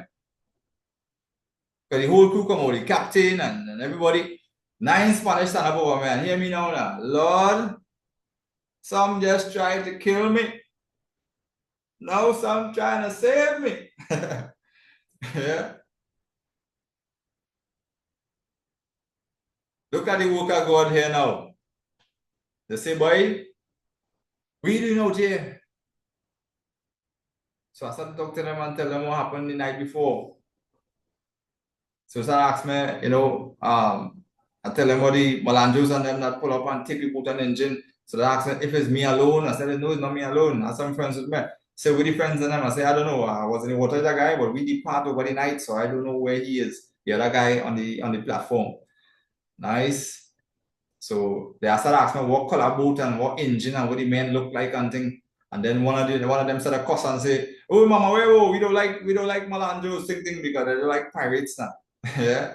So when I telling them what happened and thing, they start to now ask me question. They start asking me where I'm from. I tell them I'm from Trinidad. I ask them which part is here. What area is this? They tell me this Pitanalis. I said, Pitanalis? You know, for Pitanalis is quite long. Oh, you hope. I said, I reach all day over the night. I in a different country. So now the captain say, now boy, let me carry him back to shore, wherever them come from. You can't even see shore which part we is. But I'm saying, boy, let me carry him back to shore. Yeah. But now they went and pull a little meeting with themselves. Plenty of them talking a lot of Spanish too, where I can't really understand and things. So I ain't even trying to cook me, kill me, whatever. Yeah. But one of them could talk a little English, so I kind of related with that one. And the little Spanish I know well, I could just, relate with them there. So they went and have the little meeting now. And the captain said, well, boy, we're going to take him back to shore. And next one jump up and say, boy, we can't take him back to shore. And if we take him back to shore, they go lock him up because he's in a different country, he don't have no passport. They go lock him up, thing, whatever. And then one of them come up to me and say, you from Trinidad? I say, yeah, Trinidad and Tobago. He say, well, here's what. We go give you a job in the CACO. They call it CACO, but it's really CACOS, we just call it. He said, but we'll give you a job in CACO, but he's studying the Coast Guard and thing. Yeah. He studying the Coast Guard and thing. I say, listen, don't worry about the Coast Guard. I say, you saving a man's life right now. Once you going into Trinidad, you get into Trinidad waters, if the Coast Guard pull up here, they may have information about something happening like before, because my partner was on the platform ashore, the supply boat pass and see him and pick him up and take him ashore. So you'll tell the Coast Guard and you'll tell the police and thing, and they will be aware of it. So if we do enter the country and they come up upon me, or they're saving a man's life, I would talk to them and let them know, humble yourself. I was one of the man in this situation last night. Them fellas and them helping me and bringing me back to my country and bringing me ashore. Yeah, so with that now, they feel a little more comfortable and say, all right, let me go. We take 8 hours from which part them pick me up to reach back Trinidad. I said, far. We travel a whole day. Now, these men pick me up. These men don't know me from no way. These men going out to catch fish to feed their family. But them men sacrifice the fishing journey, the fuel, the money they spend for gas and whatever. And them men travel and come right back up and drop me straight back in the Carcassonne. Isn't that God? Nobody can tell me what God. Nobody can try to convince me no other way. Nobody can tell me God ain't real. It's a living experience, a living example, and a living sacrifice. And as these men sacrifice the whole journey, for a stranger. A black man, all of them white, all of them, the hair different from mine, the color different from mine, and they sacrifice the whole trip to drop a different species, yeah, back to Trinidad.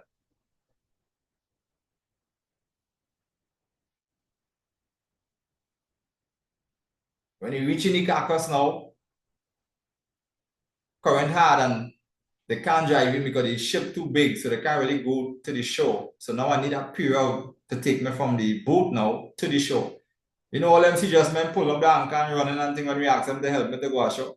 And men pull up the anchor because they're kind of frightened, they maybe feel, Spanish. They're watching all these Spanish with one black man on the boat and the feeling is something. And when we ask them to, drop me ashore now, boy. And men pull them all, yeah, they come in, pull up the anchor, crank the 75, and take off. The Spanish at the cost. He said, hey, Mama, what's going on with them? Why they keep on running? Why they don't want 3 boats we racing? 3. And then men pull up the anchor and take off. The 4th one, we brace. I don't know a big man and see just there. I don't want to call him by the name and thing up. So I don't know a big man and see just and I say, boy, them 3 men don't run by.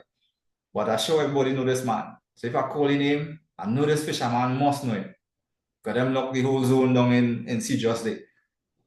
I say this fisherman must know him, boys. So I'll call his name, let him know, hey, I know this man thing. And from the time I call his name, the man say, yeah, that's my boy, me and he good. Yeah, I come in and the man really pull up the anchor and come near the boat, jump in. That's me, all them Spanish and them. Hug me up, hug me up, hug me up, hug me up.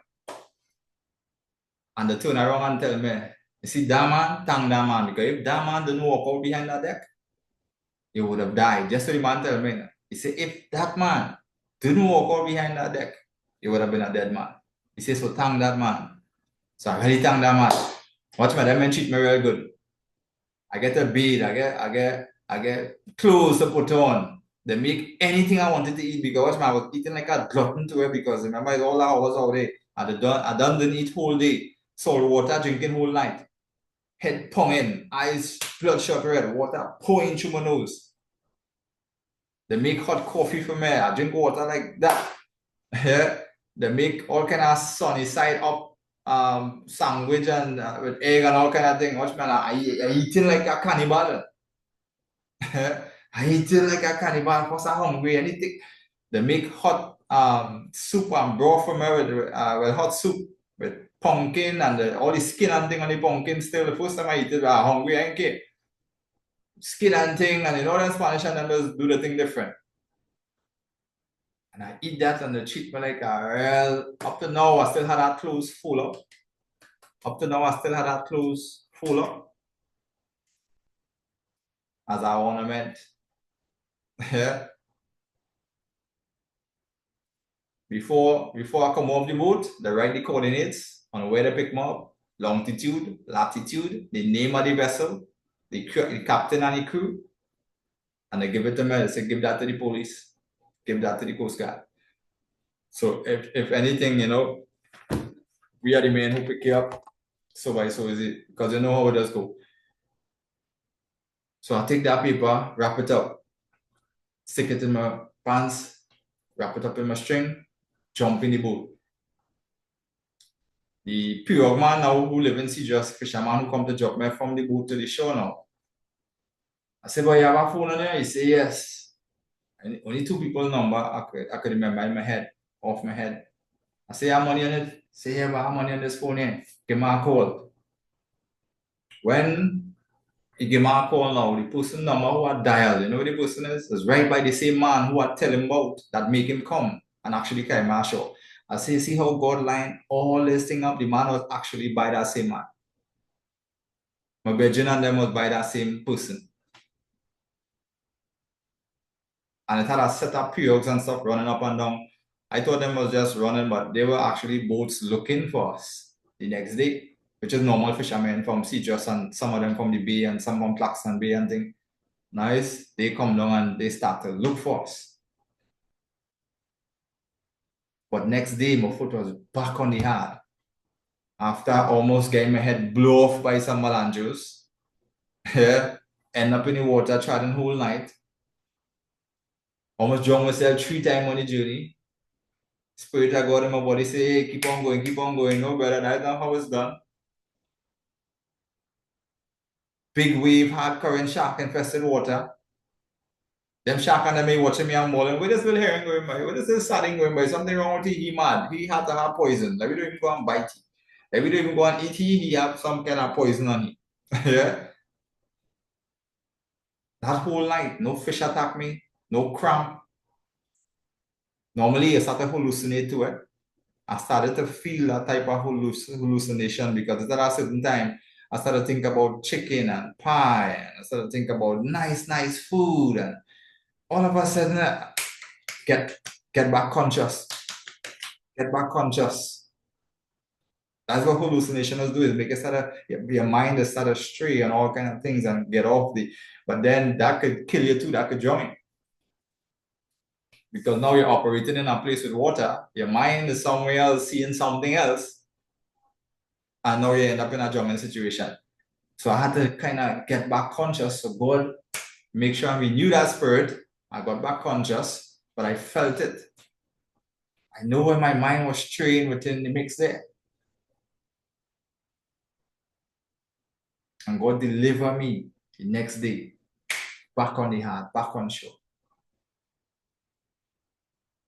I swim 10 minutes of that journey. God swim the rest. What I looked death in its face, death was most present.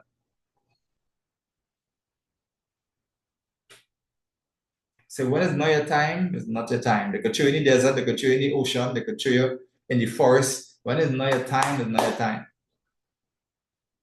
My daughter was supposed to come to earth, and God's destiny, God's will was for that to happen. I couldn't die that night, no matter what. Serenity was supposed to come to earth. If I died that night, she would not have come to earth. Because God had that in my plan, Savior had to happen that night. God protected me. God covered me. God blessed me. God did not walk on the water and hold me by my hand and pull me out. When you're going through adversities in life, you're going through troubles in life, don't pray to come out. Pray for strength to go through. Don't stop in the storm. Go through the storm. Makes no sense stopping in it. Go through it. Sometimes when you think you're going through some things in life and you think it's the last, you think it's the end, it's now the beginning.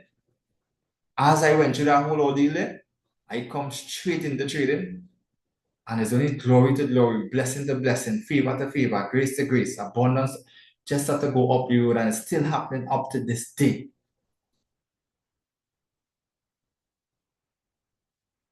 Nothing lacking, nothing missing. I come from poverty, living in lack and scarcity. I come from living on the addicted to the dark side, being a great sinner. God never hold none of the sins of my youth against me. We hurt people, people hurt us. We do all kind of madness in the streets. We were influenced with village and community and drugs and guns and friends was killers and drug dealers, and yeah, we grew up in our whole environment. We was in our whole mix. We went through all that kind of craziness, doing headless things, not thinking, didn't even care about real life. God didn't hold none of that. That's why God said, let it thorns and let it weed grow. Because who knew I would have been this man today? Impacting people all over the world, helping change lives all over the world, being a blessing to others and blessing them financially, spiritually, physically, and doing so many different things for people all around the world, and having governing my own family and living a kingdom lifestyle. Whoever thought? Let the thorns and the wheat grow together. Why? Because you can't really notice them when they're small. They kind of look the same. But the world would have killed me long before. The world would have taken me out and said, that man is a menace to society, that man is good. Kill him when he's a youth, when he's young. God, transformation, transition. When I was a child, I do childish things. I get big, I put away childish things. Transformation. I went through my reboot. I went through my real spiritual water baptism. I got an awakeness. And even when I came back that day and I reached back on the shore, I went back in that period and went right back out where it happened before, right on the same platform, because I wanted to help the guys and them trail to see if we could have find the youth man. So I still, after all that come back up, still didn't just go my way. Still thinking about the other youth man. Still jump back in that boat. Still press back out there with that team, and run and couldn't find him, and we gas had to run out and thing, and we turned back. Coast Guard and thing will continue the search. The Coast Guard and stuff will continue the search. A van come and take me up, take me back down to the Bay. Nice. I meet my mother. People was telling she I get shoot, I get killed, I get shot, fall overboard, but it wasn't none of that. That was done. The Coast Guard, when she called the Coast Guard was done telling her, Ma'am, we're not looking for no living person, we're not looking for no living people. Experts with diving experiences, drown out here and dead out here. And my mother telling them, no, my son alive. And they say, Ma'am, I know what you're saying, but we know this ocean out here is not, thing. And so them was just talking based off of their own experience, because they meet a lot of experienced divers dead in that same piece of area. That water is not a play. So them was just telling she, so I say, Mommy, so when they tell you I'm dead, they don't pronounce me dead, they don't cast me off already, they don't say that is it for Jojo, he dead. When they see me, they swear to see a ghost. When they see me next day, they swear to see a ghost. But they don't pronounce me dead. But in the Travis Green song, when the devil say no, you say yes. When they call me, when they pronounce me dead, you said not yet. And I'm standing here only because you made a way. That's why I love that song so much. It speaks directly to my life and what happened out there too. So the Coast Guard tried to tell my mother he dead. My mother say I wasn't. As a mother, I asked her mother, what did you think? What did you feel when you heard that? She said I wasn't feeling it in my stomach. She said I hate people saying it. I went on the bay. People keep saying, hey, I think he drunk. I think he dead. He gets shoot. If he gets shoot, he go bleed out and he go drunk and, shark. And my mother say, my stomach wasn't telling me that. I knew you was alive. Say, wow, everybody pronounced me dead, but my mother believed I was alive still. Even though the situation was sticky. I came back up. My chest was hurting. I could have barely breathed. I was kind of breathing, because the constant heart pumping over the night. I could have barely breathe and stuff. Eyes red, shock, take headache. So they took me to the hospital. When they took me to the hospital, now they check all the vitals, they check everything. They say, but nothing wrong with this man. This man good. It's just a little pain and feeling and I can't breathe good. And they say, well, that is because of the constant pumping over the night and stuff. You will experience that. And I remember doctors and nurses came and surround my bed for me to tell them how I survived that. I started to give that testimony to people. I started to change lives. It started to make people believe in God. It started to make people start to believe in God, start to follow and pursue God. It started to make people believe that God can help them in any situation, give them a sense of hope until God see that they really trust and believe and have hope, and they start to get a breakthrough by believing, start to follow kingdom laws. So just before I came into this success, this abundance, this blessing, this place of kingdom authority, kingdom power, kingdom healing, kingdom blessing, look at what I went through. I went through the fullness. I was tried. I survived something. And now I'm here serving what God revealed to me right after that situation to the world. And I use trading and I serve through trading to expand God's kingdom and to teach people how to break out of financial problems. God saved me for that purpose. Drop a one in the comment section if you all understand that. Now you all understand why. Look at how Forex trading and financial markets bless my family and bless my life, bless my kids, bless my wife. Now you all have an idea. These two testimonies are very powerful. The one of me surviving the ocean and the one of how Forex trading changed my life. They are both divine. And there are many other testimonies from before of how God provided and how God saved my life in certain situations. And there are many testimonies, but these are the two mark the test of time. That's why you see me here 10 years now. How much trading company come and gone? How much people come and gone? How much things people come out here and try and come and gone? You see, I still here. Stand the test of time. Solid. God give me that knowledge, that understanding, that wisdom. I see things they don't see. I understand things they don't understand. I have a level of success that none of them in Trinidad and Tobago have never achieved. I went to the New York Stock Exchange. I've been with the Prime Minister in the Bahamas. I met successful people, billionaires and millionaires all over the world. I fly the world, build relationships, connect with the right people. That doesn't make me better than anybody. I am just wiser. And if I'm wiser, it's my responsibility to teach people that do not know or do not understand. Wiser doesn't mean better. Wiser, me being wiser, doesn't make me better than you. It's my responsibility to teach you if you don't know. Because I know. And that's why the Bible says, edify yourself. And that's why he give teachers and pastors and coaches and mentors. And that's why every sheep needs a shepherd. Son, So you don't just follow blindly. There are people who were chosen and divine for tests of time. Testimonies was developed and created through them.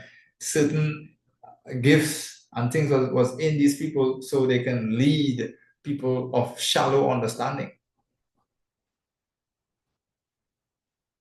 until they read for themselves, edify, and then open up their understanding.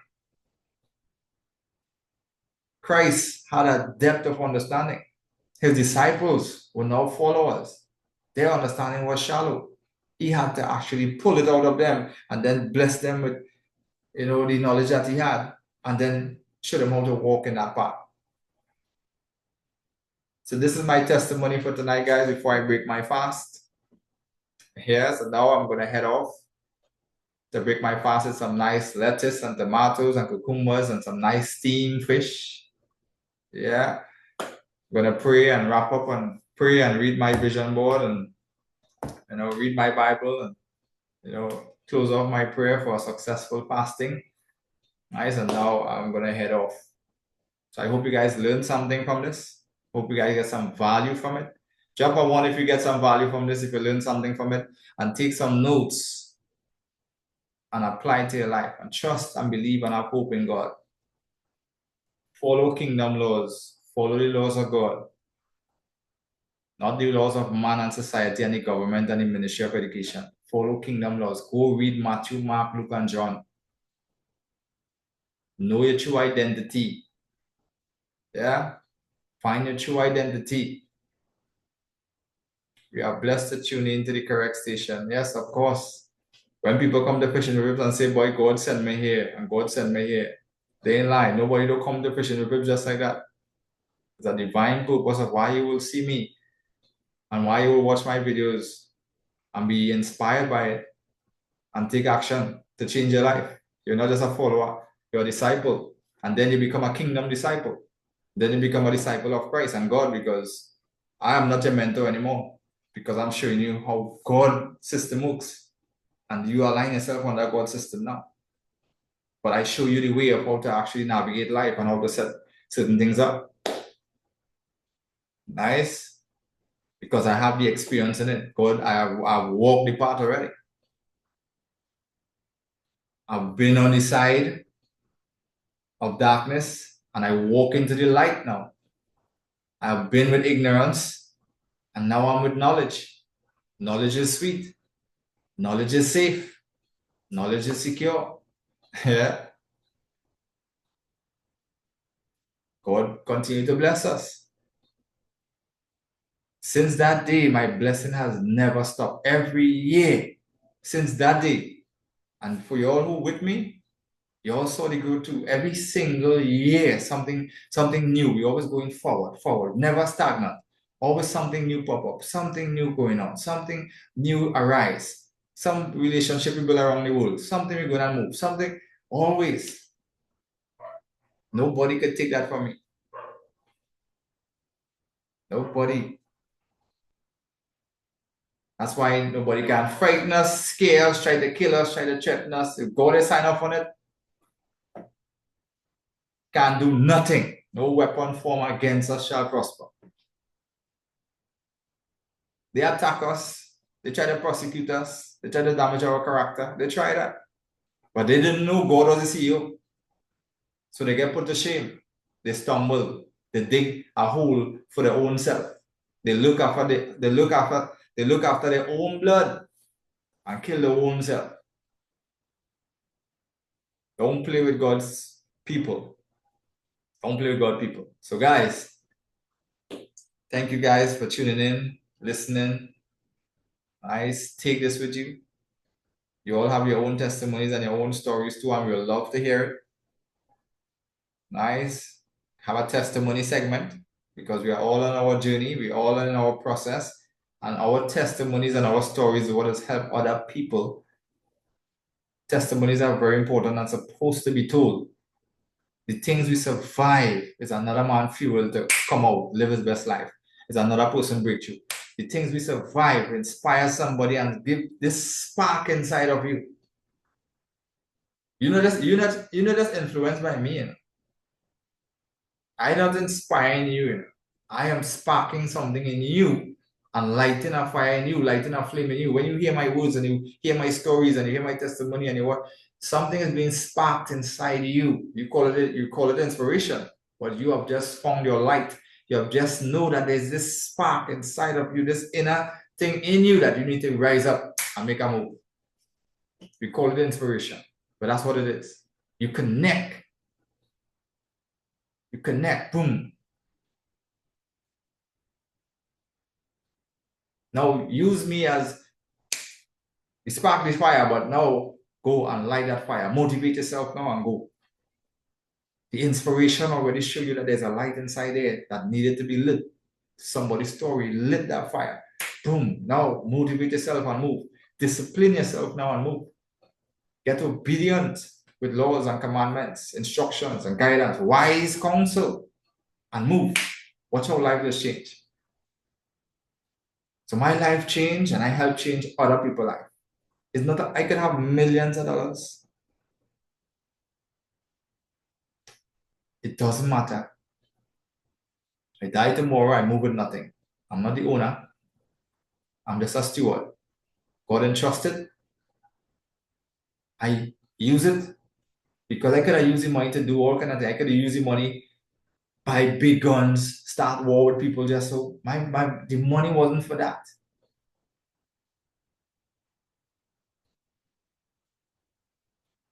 The money was to fund kingdom activities, help change life, answer some prayers. The money wasn't for that.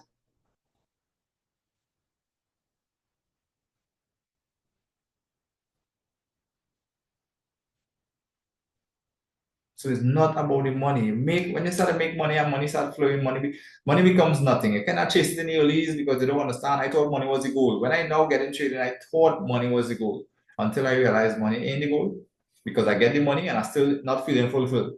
I get the money and I still not feeling. Only when I start to actually share my gift and serve it to the world, then I start to feel purpose and fulfillment.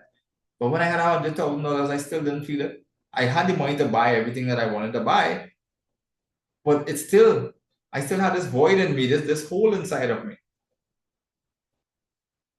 500,000, 300,000, $1,000,000, still, it's just money. It's just a tool.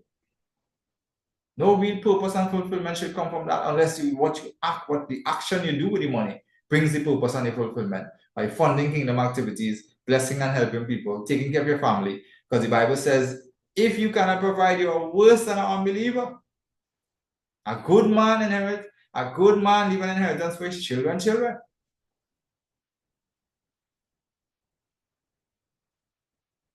So let this be your time to change, your time to spark. God bless. Have a good night, everyone.